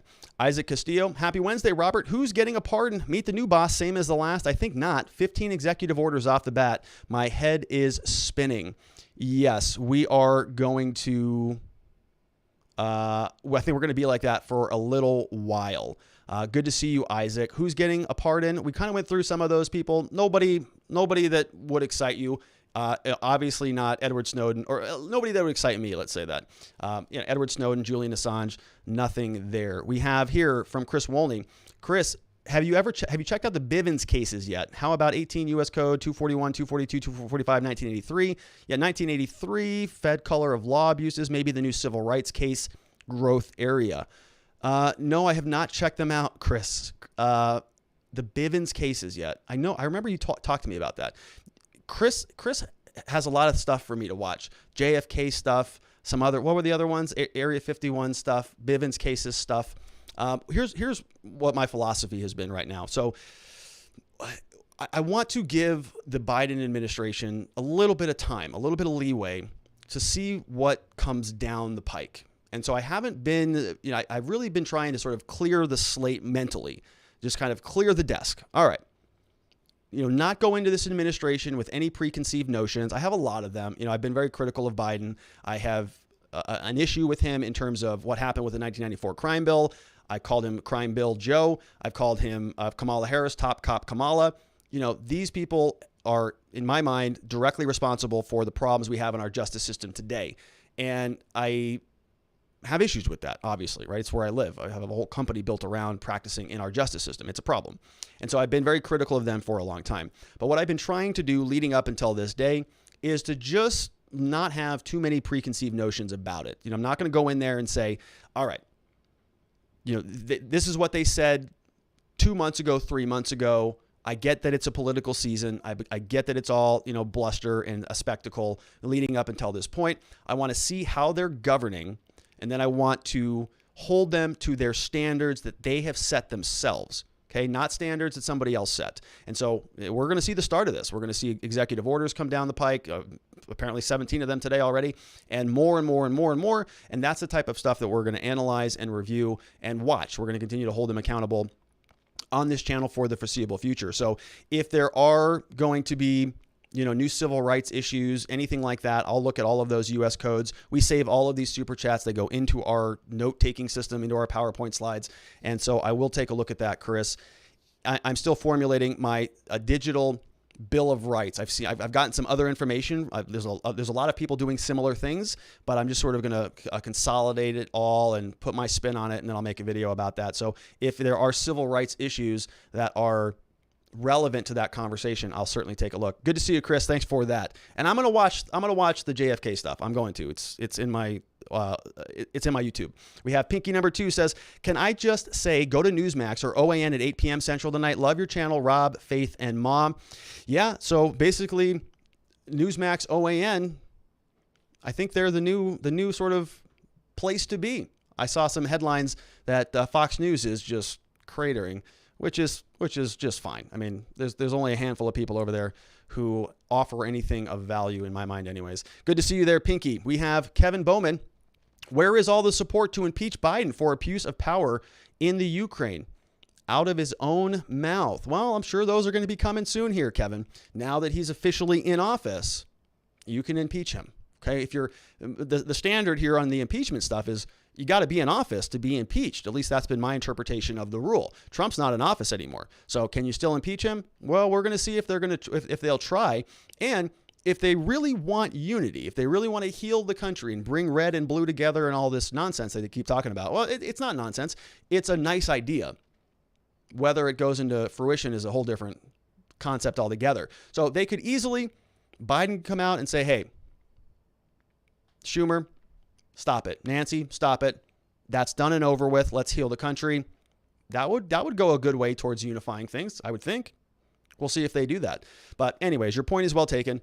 Donald Trump's out of office. Joe Biden's in office. So I already drafted articles of impeachment. If you want, you can start playing around with those. We have Kevin. Nope, we just got you, Kevin. Good to see you. Thank you for being here. Let's go on to the next one. Matthew Riley. Hope you don't mind. Someone may or may not have sent Kamala Harris impeachment documents to their House representative using a certain template. So good deal, Matthew.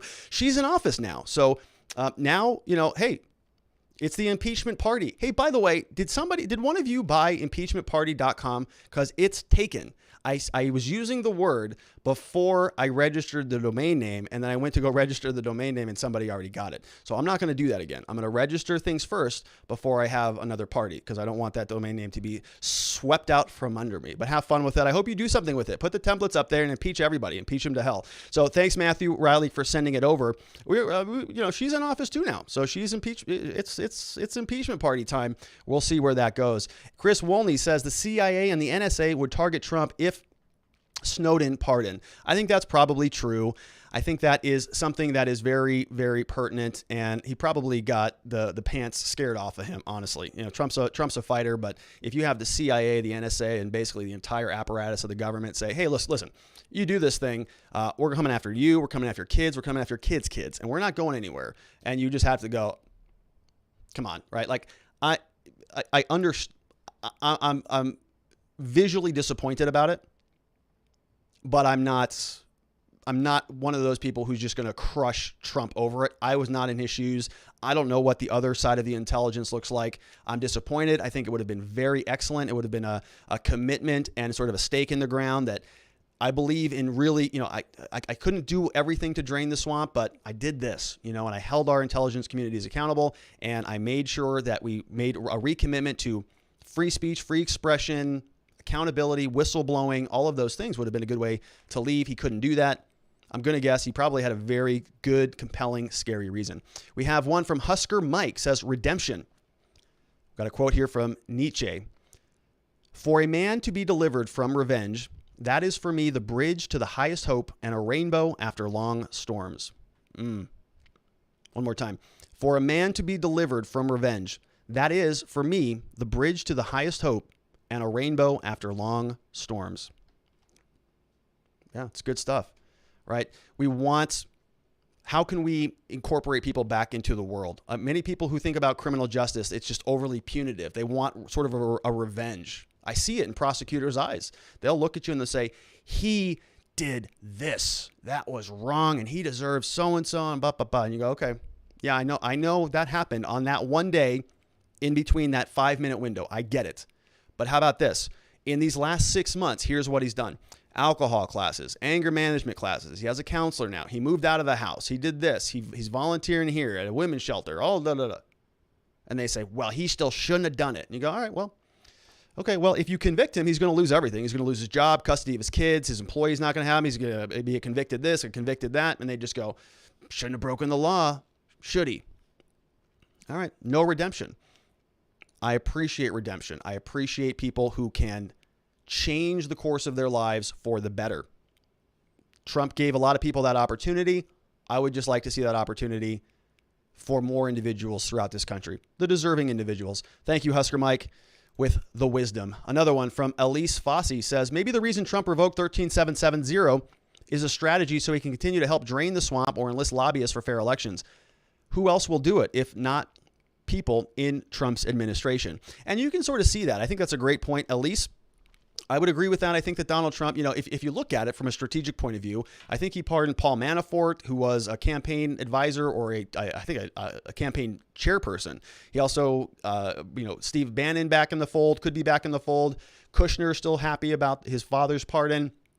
And, a lot of these people that have a lot of influence and a lot of power and can move the needle when it comes to politics, they're all being freed up. Their futures are freed up.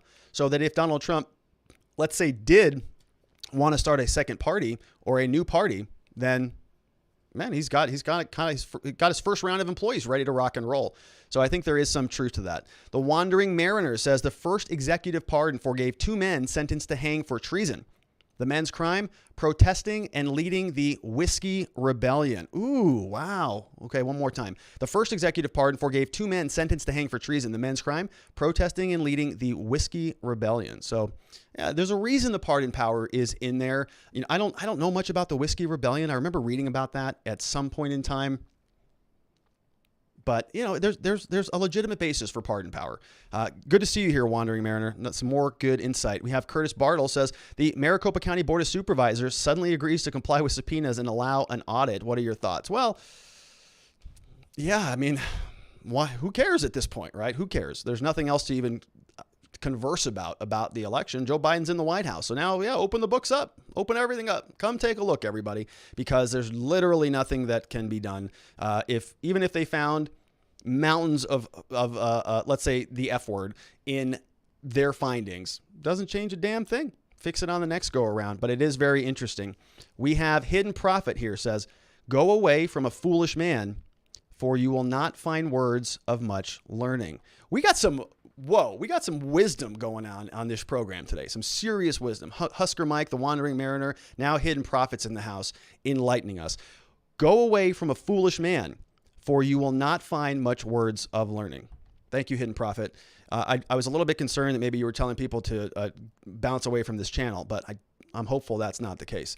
Thanks for being here. We have Chris Wolney. Politicians' power is in platitudes. Yeah, it's all platitudes. It's a great word for it. It's all bluster, bloviating. They're just fluffed up language. It's nothing even, it doesn't even mean anything in my mind. It's just like, oh, gosh. Anybody can do that. We believe in democracy. We believe in America. We need to be strong. Our toughest days are ahead of us. Only together can we survive this. We must come together, America. We need unity. I mean, you can talk for 20 hours in that language because you're not saying anything. It's just a bunch of nice, sound good, feel good, touchy-feely language. It's meaningless. Beth Coddington, what's up, Beth? Says, hello, Robert and friends. Prepare for 4 years of boring. Love or hate him, Trump was never boring. And I am in total agreement with that. I thought that would be why Trump would win this election. Honestly, I thought that, sort of success follows energy many times. And Joe Biden, in my mind, was one of the most boring campaigns, most boring candidates I have ever seen. I mean, not even interesting. Even the people who voted for him and are very aggressive with him, they're like, well, yeah, I mean, we know he's not interesting, but we're okay with that because Donald Trump was so energetic and so sort of overwhelming for their senses and their sensibilities that anything that boring to them sounds like a walk in the park. They're thrilled that it's going to be boring. I'm not particularly happy about it. I think it is going to be boring. We're going to continue to follow it. We're going to try to make it interesting here, but I think you're right, Beth. Thanks for bringing it up. Thanks for being here. Another one from Husker Mike. Whoops. Husker Mike is here saying, do you think the Biden administration will be able to get their, quote, common sense gun reform done? The second has been under attack for a while now. I'm worried about the left's unchecked power. It's a great question there, Husker Mike. It's funny. I was just talking to a friend of mine about this today, about the Second Amendment and about where this is all going to lead. I will tell you, I am not particularly concerned about the Second Amendment at this moment. And the reason why I say that, I think it's just a matter of practicality. And I think that the public will is strongly in favor of the Second Amendment at this time. And that's just my speculation on it. I don't have any polls or any numbers to support this, but I will tell you that basically for all of 2020, it's impossible to find firearms and ammunition. Americans throughout this country are stocking up, and I've had other people who are not conservatives, who are left-leaning individuals, ask for guns and gun buying advice. I actually went with a friend of mine who's even totally apolitical and helped him buy a gun. Two of them, actually, right? People are just kind of coming out of the woodwork and saying, hey, I know you know a couple things about firearms. Can you help me? Do you have a good store you like to go to and whatnot? And so people who are ordinarily not interested in guns, the people who, in my mind, I would look at them and say they're an anti-gun person, they're a gun grabber, they are just not, it's not that sense to me. It feels like everybody across the country is buying up guns and ammo. They know that the federal government doesn't have their back. I think it's a compounding of a couple different things. Certainly coronavirus lockdowns are freaking people out. When they had to go to the grocery store and look for toilet paper and they're wondering, holy F, I can't even find a roll of toilet paper. There's still food on the shelves, but what if there's not? What if that is the next thing to come? There's just a run on the gun stores. Everybody's piling up, stocking up. Now, I don't think there's going to be a civil war or, drastic shortages or anything like that. I'm certainly hopeful that there isn't. But the point is, people got in touch with a lot of the same things that, Mike, you and I probably recognize, right? That the government is not as reliable as many people like to think. They think that they just call 911, all their problems are solved. Many people don't recognize when the cops show up, they're in a worse position than they were had they not called the cops. Happens all the time. People come into our office and they're like, I can't believe I did that. I shouldn't have called them. I'll tell you this, I will never call the cops again. I've heard that many, many times in my career, more times than I could count. I will never call them again because when they show up, things get worse. They think that they're going to come and help and they don't. because the government is not obligated to you. The police don't have to come to your house and help you with anything. They don't have to. There's the Supreme Court case law about that. Okay, it's like it's a nicety if they come and help you. So if you think that this country is going to fall into disrepair in certain areas, supply chains will be messed up, gasoline will have problems with that, electricity, we got rolling brownouts going around California, massive fires, riots in the streets, public unrest across the board. Now you've got, these allegations of domestic terrorism and political extremism. People are going to be armed up to protect themselves. They know that the government is incompetent. They know that they can't respond to this COVID stuff and everything's a mess. So when you sort of combine all of that into one, a bucket, people just look at that and they say, that's messy. I need to protect myself. I can't rely on any of this. And more people are buying firearms and stocking up and getting familiar with this very, very important right. And I just think it's going to continue. And so until we have the next shooting or whatever that is, and there will be another one, right? That is going to be coming, and it's probably going to be bad. And I'm praying that we don't have one, but we all know it's going to come. It's just a matter of time. And there'll be a point in time when this happens. It'll probably happen with an AR-15 or something like that. And what happens? Well, there's going to be a massive move, a massive shift to sort of confiscate the guns. Joe Biden said, I think I'm going to put the NRA out of business. The NRA apparently is going bankrupt. Like those idiots can't manage their money or whatever's going on with them. But, I think from a foundational level, most people recognize the importance of that. And even people on the other side of the aisle are saying, all right, this makes sense. And I'm going to, have firearms and I'm not going to be as vocal about it. Beto O'Rourke made his whole campaign about removing that and he fizzled out immediately. So I'm just not sure that there's the political willpower to get that done. I haven't seen any of that language also in any of the pillars that we just talked about. It wasn't even in Obama's inaugural speech, at least not that I saw. Nothing about gun laws, gun reform, nothing. It was all about political extremism and removing some of the dangerous factions of whatever they consider to be political extremism. Now, that could be a fig leaf, right? That could be cover for them ultimately saying, all right, well, in order to deal with political extremism, that means we have to remove people's guns. We have to confiscate those things. So, it could just be a fig leaf, and that is sort of under the umbrella of unity. In order to be unified, you want unity, don't you? In order to be unified, well, you got to give up your political extremism. One thing we've identified that is extremist politically is shooting guns, because guns are dangerous.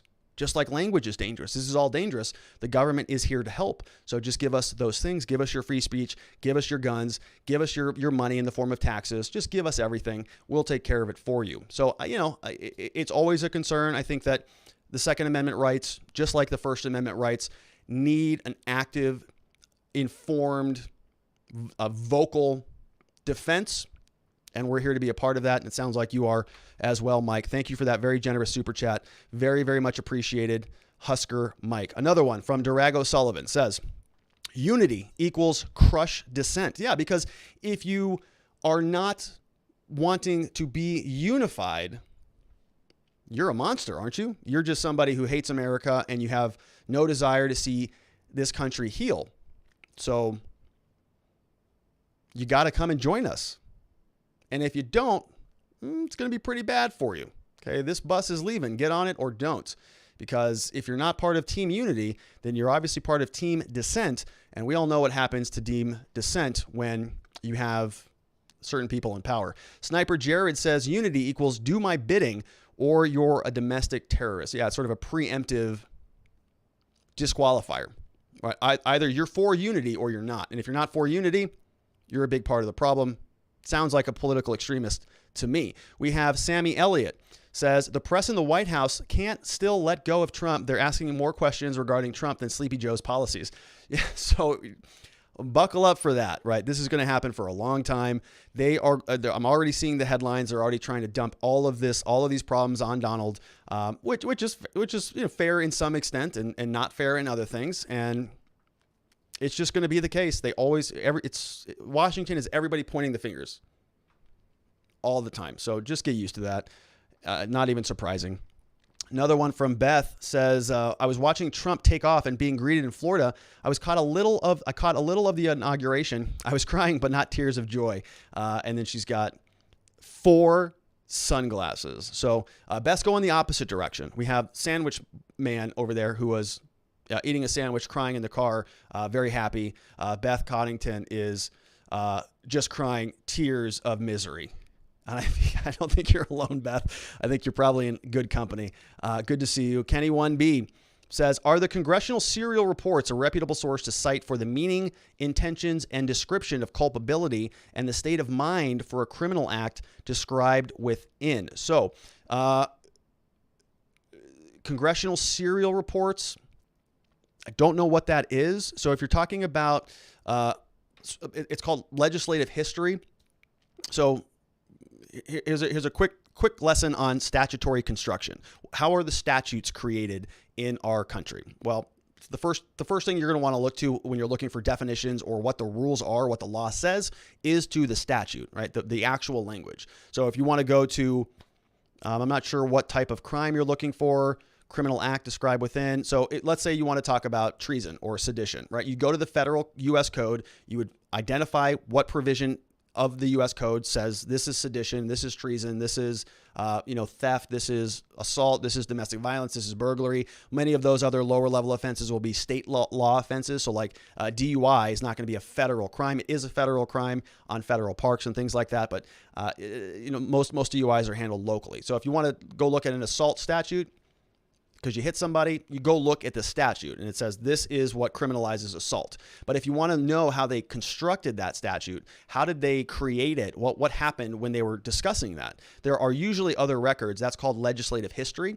And so I think that may be something that you're referring to, congressional reports, where they're discussing how to pass this statute. And typically what happens when they're creating new laws and new statutes is they do a ton of research on it. You have different legislative committees, different governing bodies that will go and investigate things, and they'll submit reports, and they'll debate the reports, and they'll issue documents, and they'll say, well, if we increase the BAC level in DUI cases from let's say if we decrease it from a 0.08 down to a 0.04, we cut it in half. Well, this is what's going to happen. This many people are going to get arrested. This many accidents will be avoided.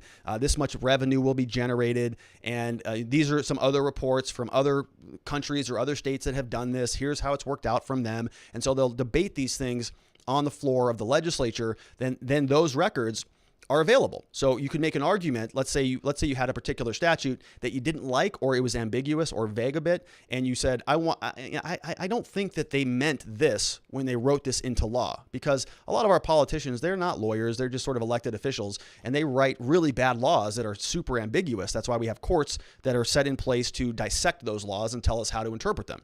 Because the legislature did such a bad job of writing the rules, we need a bunch of judges and lawyers to argue about what they actually meant. And so sometimes what the judges and the courts and the lawyers will do is they'll look at the underlying legislative history, and they'll say, all right, well, look, we don't really understand what this means here because it's written into the statute, but we know here that everybody else underneath, the people who are passing the rules, this is what they were intending to do. And so you can look back at that legislative history and then make an argument on that. But it really shouldn't displace the law. The language of the law is really what ultimately matters. So if you're talking about looking up for state of mind or criminal culpability or intentions, what does it all mean? You would look to the statute, and if the statute itself doesn't have it, you may want to check earlier in the title or in the chapter or however your statutes are structured, because there's usually a definitions section as well. Usually in the first title or the first chapter, it'll say these are the definitions, and it'll define 25 or 100 different terms that are then used throughout the rest of the statutory code. So very long, very boring answer, but there you go. We got Joe Sosnowski says 3.6 upvotes, 1,000 upvotes. We have 11,000 downvotes on the White House YouTube channel's inauguration video. They unlisted it. Oh my goodness. So shout out to Ma, the GOAT, the greatest of all time, and Miss Faith. That comes from Joe Sosnowski. So major shout outs to the team over here. I didn't get a shout out there, Joe, but that's all right. That's all right, Joe. I'm just being pedantic. All right. So Joe is saying that the White House video is just getting slaughtered. 3.6 thousand upvotes, 11,000 downvotes. And that's just rough. I mean, look at those numbers. That's rough. I thought he got like 80 million votes. Where are all the upvotes? Was nobody watching the White House channel? Oh, Lord. We got SSW Lamb. Hi, Rob. Jacobin describes itself as the leading voice of the American left. I am sick of all the over-the-top coverage of Biden. They are undoing good policies. So Jacobin is the leading voice of the American left. So it's not satire. That hagiographic image, hagiography that's been going around the media is just coming to a full throttle as we see they are literally embodying their elected leaders as saints with the saint halo around their heads on the cover of their magazine. That's how happy these people are. I'm happy for him. Oh my goodness. We have Joe Sosnowski says, held $1 billion aid to keep prosecutors away from the sun. And that's exactly right. We covered some of that here on this channel. We covered Joe Biden is saying on video, basically I told the prosecutor there to drop the charges. Otherwise you're not going to get $1 billion in foreign aid. And what happened? They dropped the charges because they wanted that money. So it's as bad as anything they've ever alleged Trump did, but we'll see if they impeach him over that. We have another one. Brian Reinhart says here, border wall equals bad. Capitol wall equals good. And that's exactly right, because if it's protecting the oligarchy and the congressional people, that's good, because you got to protect the upper class. But for everyone else in America, walls are pretty bad, and we're going to fight tooth and nail to make sure that we don't get that. We have another one from Chris Wolney says, I don't care regarding the UFOs, not relevant to issues now. Well, Chris, if there was another planet out there and there was a free ride to a place that has no taxes, I might be on that UFO plane. We have another one from Sammy Elliott. Says, Hunter Biden didn't attend. Is this due to him being under investigation? We want to see Hunter Biden's laptop and the dealing with China. I thought he was there. Did he not have his hand on the Bible? Wasn't he carrying the Bible? I thought he was there. I'm pretty sure he was there. Hunter was there. I could be wrong about that, though. We have another one from Beth Coddington. Says, you are an excellent human being, Robert, in spite of your white and male privilege. Thanks, Beth. That's very nice. I know, I've been cursed with this whiteness. Look at this. Every day I wake up and I just am shameful of all the privilege of being white and male. It's just a disaster. I can't even tell you how hard it is to be me. Every day waking up, it's a catastrophe. I'm a walking catastrophe. Thanks, Beth. Thanks for commiserating with me and the disaster that happens to be my life. Sammy Elliott says, Trump shouldn't start a new party. He has given the new GOP a direction and it's 60% complete. Just need to get rid of the swamp. Yeah, I'm not sure that I'm sort of torn on this new party stuff. I'm absolutely disavowing the mainstream Republicans at this point in time. I don't think there's anybody in there left who even cares about the Republican constituency at all. Like where are the Republicans right now when there is a literal massacre going on social media from big tech? Where are they? Has any one of them spoken out? Like Josh Hawley was publishing a book. I haven't heard much about that. Where's Ted Cruz? Where's Rand Paul? Where's Josh Hawley? Where's Lindsey Graham? Where's Mitch McConnell? Where are any of these people out there saying, hey, we're going to do something about this? And we're going to do something quickly, because people are getting deplatformed and they're losing their voice in America, where we believe in free expression and freedom of speech. Where are they? Are they saying anything? I haven't heard anything. Right, because they don't care, because it serves their interest. They also don't want the criticism. Remember, many of the people in Trump's camp were also very critical of the mainstream Republicans. So if the left just eliminates them, then they're also taking out the enemies of the mainstream Republicans. They're just eliminating them. So the mainstream Republicans now, they can now play, the thorn in Joe Biden's side. Oh, woe is me. Oh, we're fighting for the little guy. Donate here. I need your money. Donate. But they're not going to do anything. Okay, it's the Democrats' turn with the ball. Republicans will get the ball back in a little while, but they're just going to be the loyal, caring, kind, compassionate opposition that doesn't get anything done. And so I don't care. That's fine. They can do that all they want. They're not going to get a dime from me. I'm not going to support them at all. Because when we need them to speak up for us, for the people who are getting canceled and deplatformed, the people who are out there trying to do something useful for this country, they're nowhere to be found. They're gone with the wind. So it is, it's their own doing. It's their right. They caused the situation. They have the political power now to stand up and say something, and they refuse to do so. So the Republican Party, in my mind, is dead. And if there's a new party that offers something better than what the Republican offers, then maybe I'll take a look at it, and I will have no problem voting for a different party. Not even a little bit. So we'll see. Now, if there is a movement, an awakening, a realignment, and the party can be rebuilt from within, that's better, obviously, right? There's a lot of infrastructure, and I think you don't need to do as much legwork in order to get something like that moving. I think creating a whole new political party is a big hurdle, but I think we're at that point in time where it's worth it. Another one from Liberty or Death. They want MAGA to disappear, but no matter how much the wind blows, the mountain will not bow to it. Yeah, they do. They're doing everything they can. They're doing everything they can to just eliminate all of this opposition across the board. And it is, it's troubling. Good to see you, Liberty. Chairman of the board says 1.5 away from Miss Faith appearance. Just reminding y'all, great show as always, Robert. Yeah, we are, we're sort of stagnating on the subscribers. I think we have these little hurdles where we get some increases and then it just goes right back down because I come back out and I say, oh, well, Trump did something bad, and then we lose a bunch of subscribers. So it's probably going to be a little while there, Chairman. We're doing what we can to continue to provide value here, but it's a tumultuous time. People want to go to certain areas and to certain channels that make them feel good. Sometimes I don't do that. I try to be honest and tell you, how I see things. And sometimes it just rubs people the wrong way, and so they bail out of here. And that's all right. I encourage people to find channels that work for them, find news sources that work for them, that stimulate them in a way that keeps them engaged. If we can't do that here, that's all right. It may just take us a little bit longer to hit our goal, but we're going to keep plugging along anyways. Thanks for the reminder there, Chairman. Another one, Sammy Elliott says, Pennsylvania state has the highest gun sales since November 3rd. Yeah, across the board, everybody's just stocking up. Load up, friends, because it's important, and we have a new administration coming in that is probably going to try to make some moves the opposite way. We have Jason Abield. Says, check out the White House YouTube channel. Most popular president has more downvotes than likes on every video. Interesting. All right. Well, okay. Thanks for the update, Jason. Eileen Sanchez says, okay, let's say they do have proof and evidence that fraud was committed in this election legally. Is there any way Trump can come back, although the Democrats will make it impossible? For God, nothing is impossible. So, Eileen, for man on this earth, it is impossible now. At this point in time, there is literally nothing that can happen. I mean, Joe Biden could walk out onto the podium and give a national address and say, sorry, America, you all got suckered. I stole this thing, and here's exactly how I did it. I did this and this and this and this and this, right? And all of us in America, we'd go, all right, well, maybe we should put Donald Trump back in there. Unfortunately, there's no way to do that.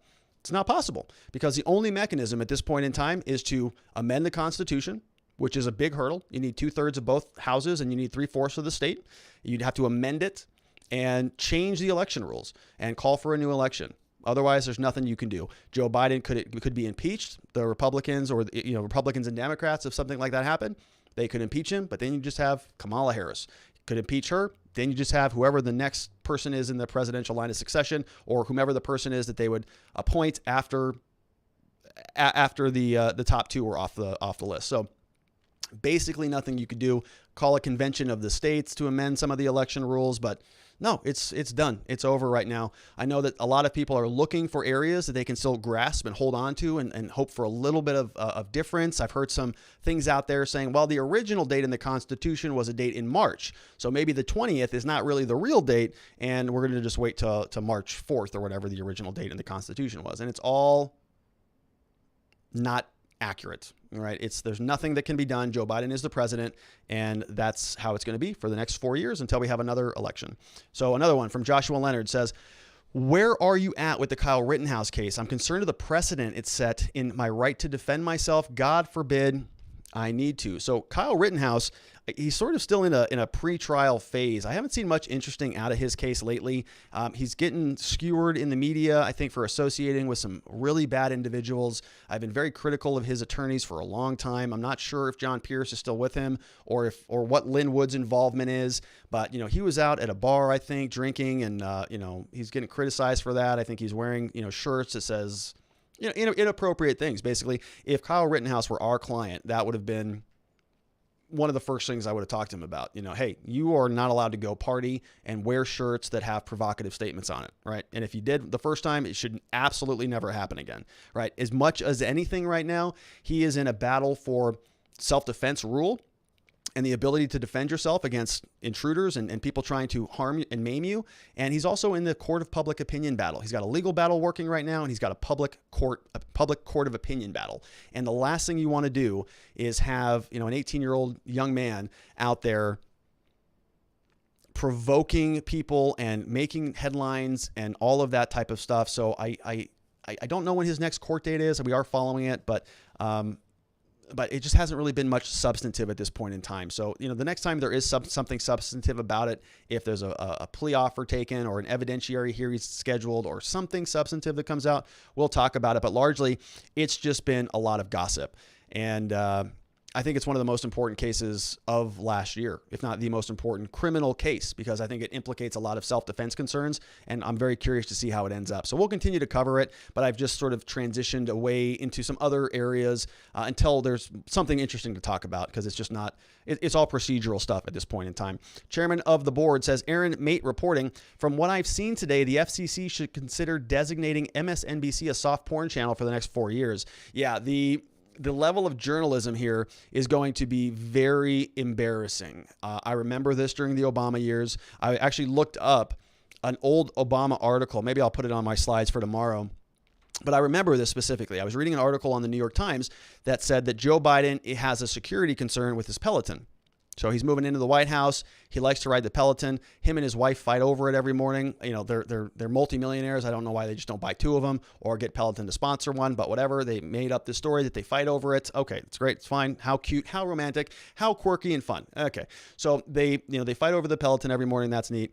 And it's a big security problem because if you have a Peloton, I don't, but if you do, then, it's got a camera in there and it's got a wireless mic and you sort of interact with people as you're doing your spin class every morning. Well, you can't have a wireless access point in the White House that has information or has a camera and microphone that can beam information to wherever in the world. So they're saying, oh, this is a big security concern.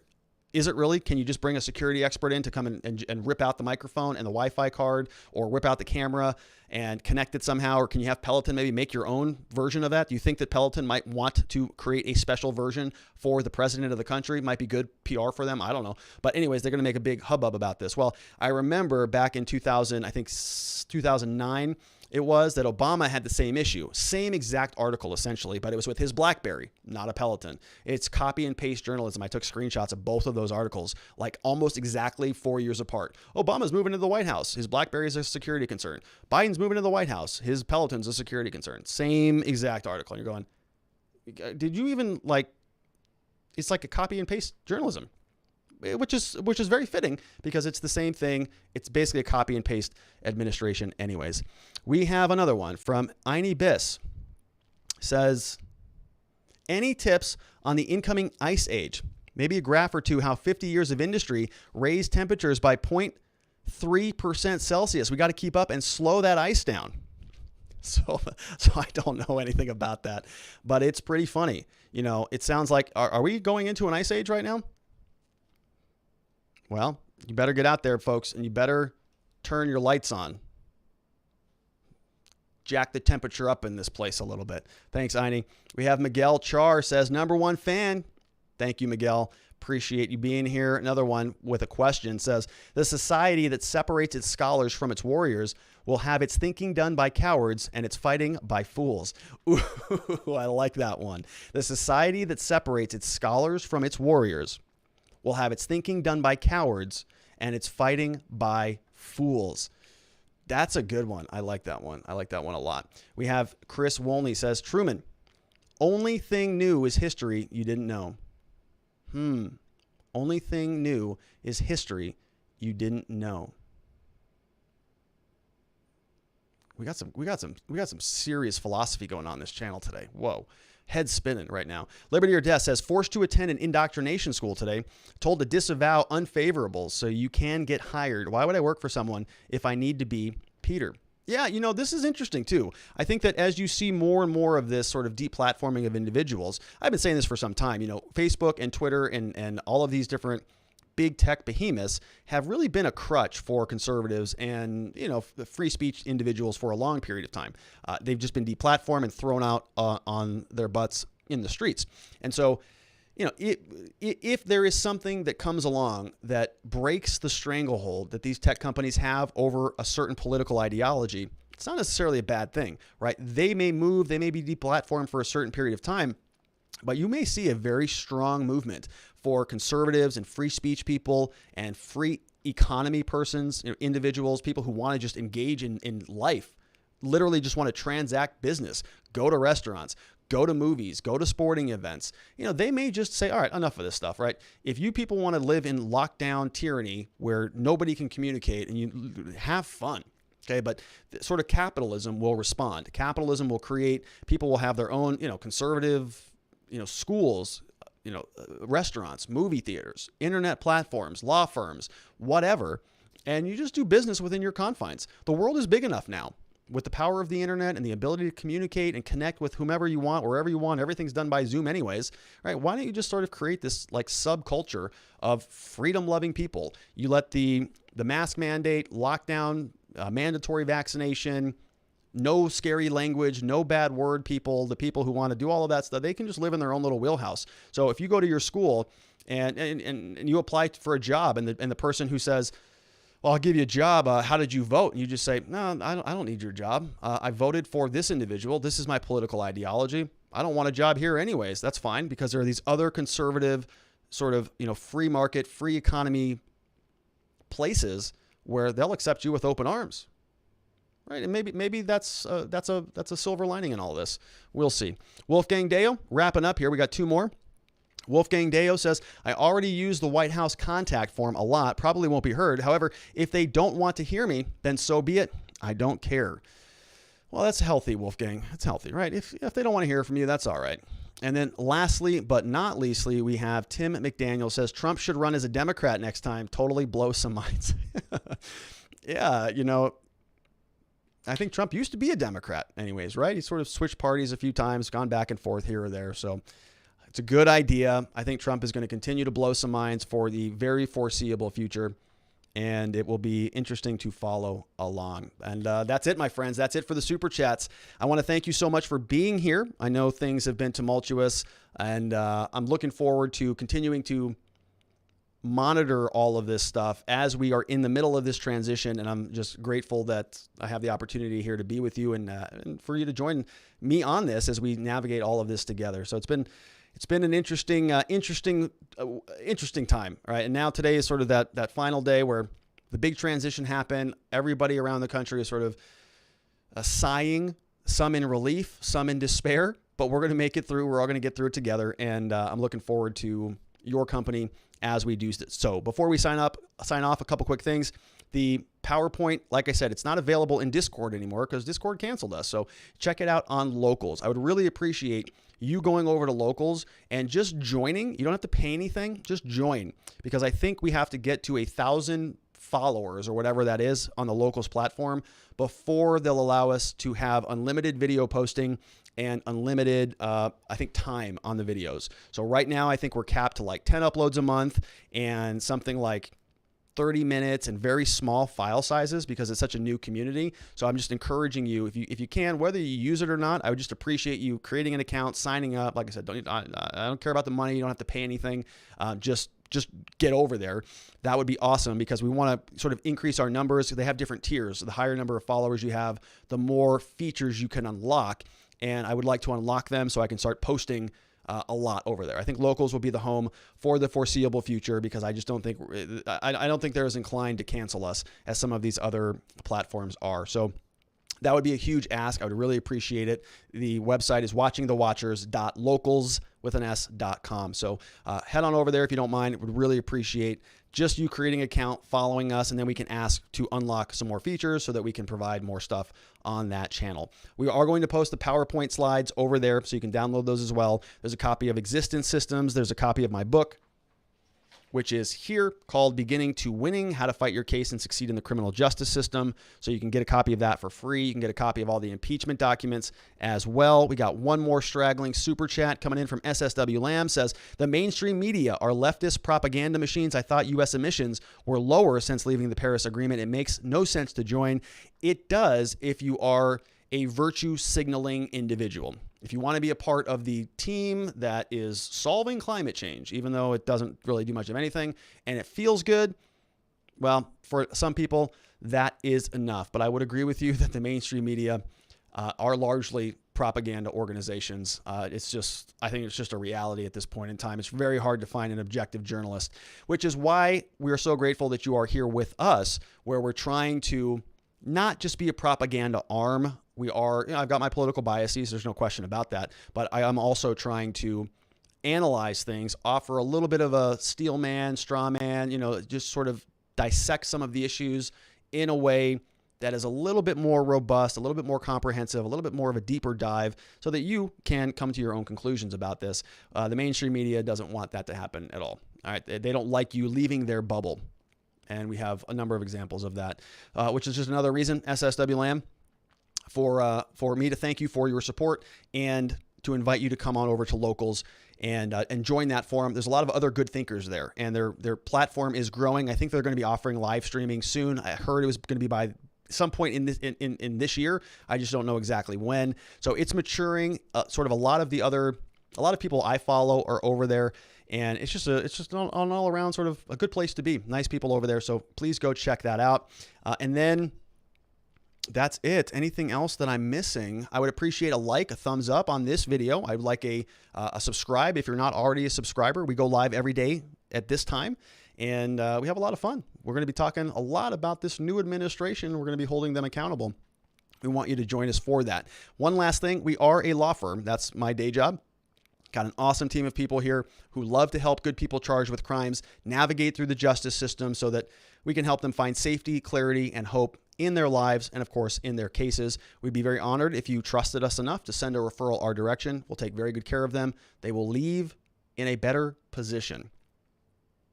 You can take that to the bank. We do a good job. We're very passionate about this type of work, and so we'd be very appreciative if you sent somebody our way. We'll take good care of them.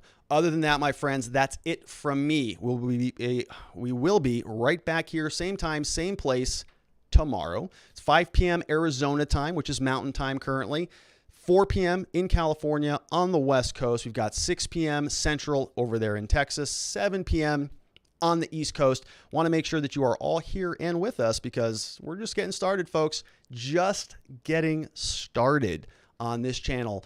And it's going to be exciting to have sort of a new administration, a fresh administration that we can follow from day one. I missed a lot of this last time. I missed a lot of the Michael Flynn stuff, all the Julian Assange stuff, the Edward Snowden stuff. But now we're ready to rock and roll. We're set up, we're fortified, and we're ready to hold them accountable.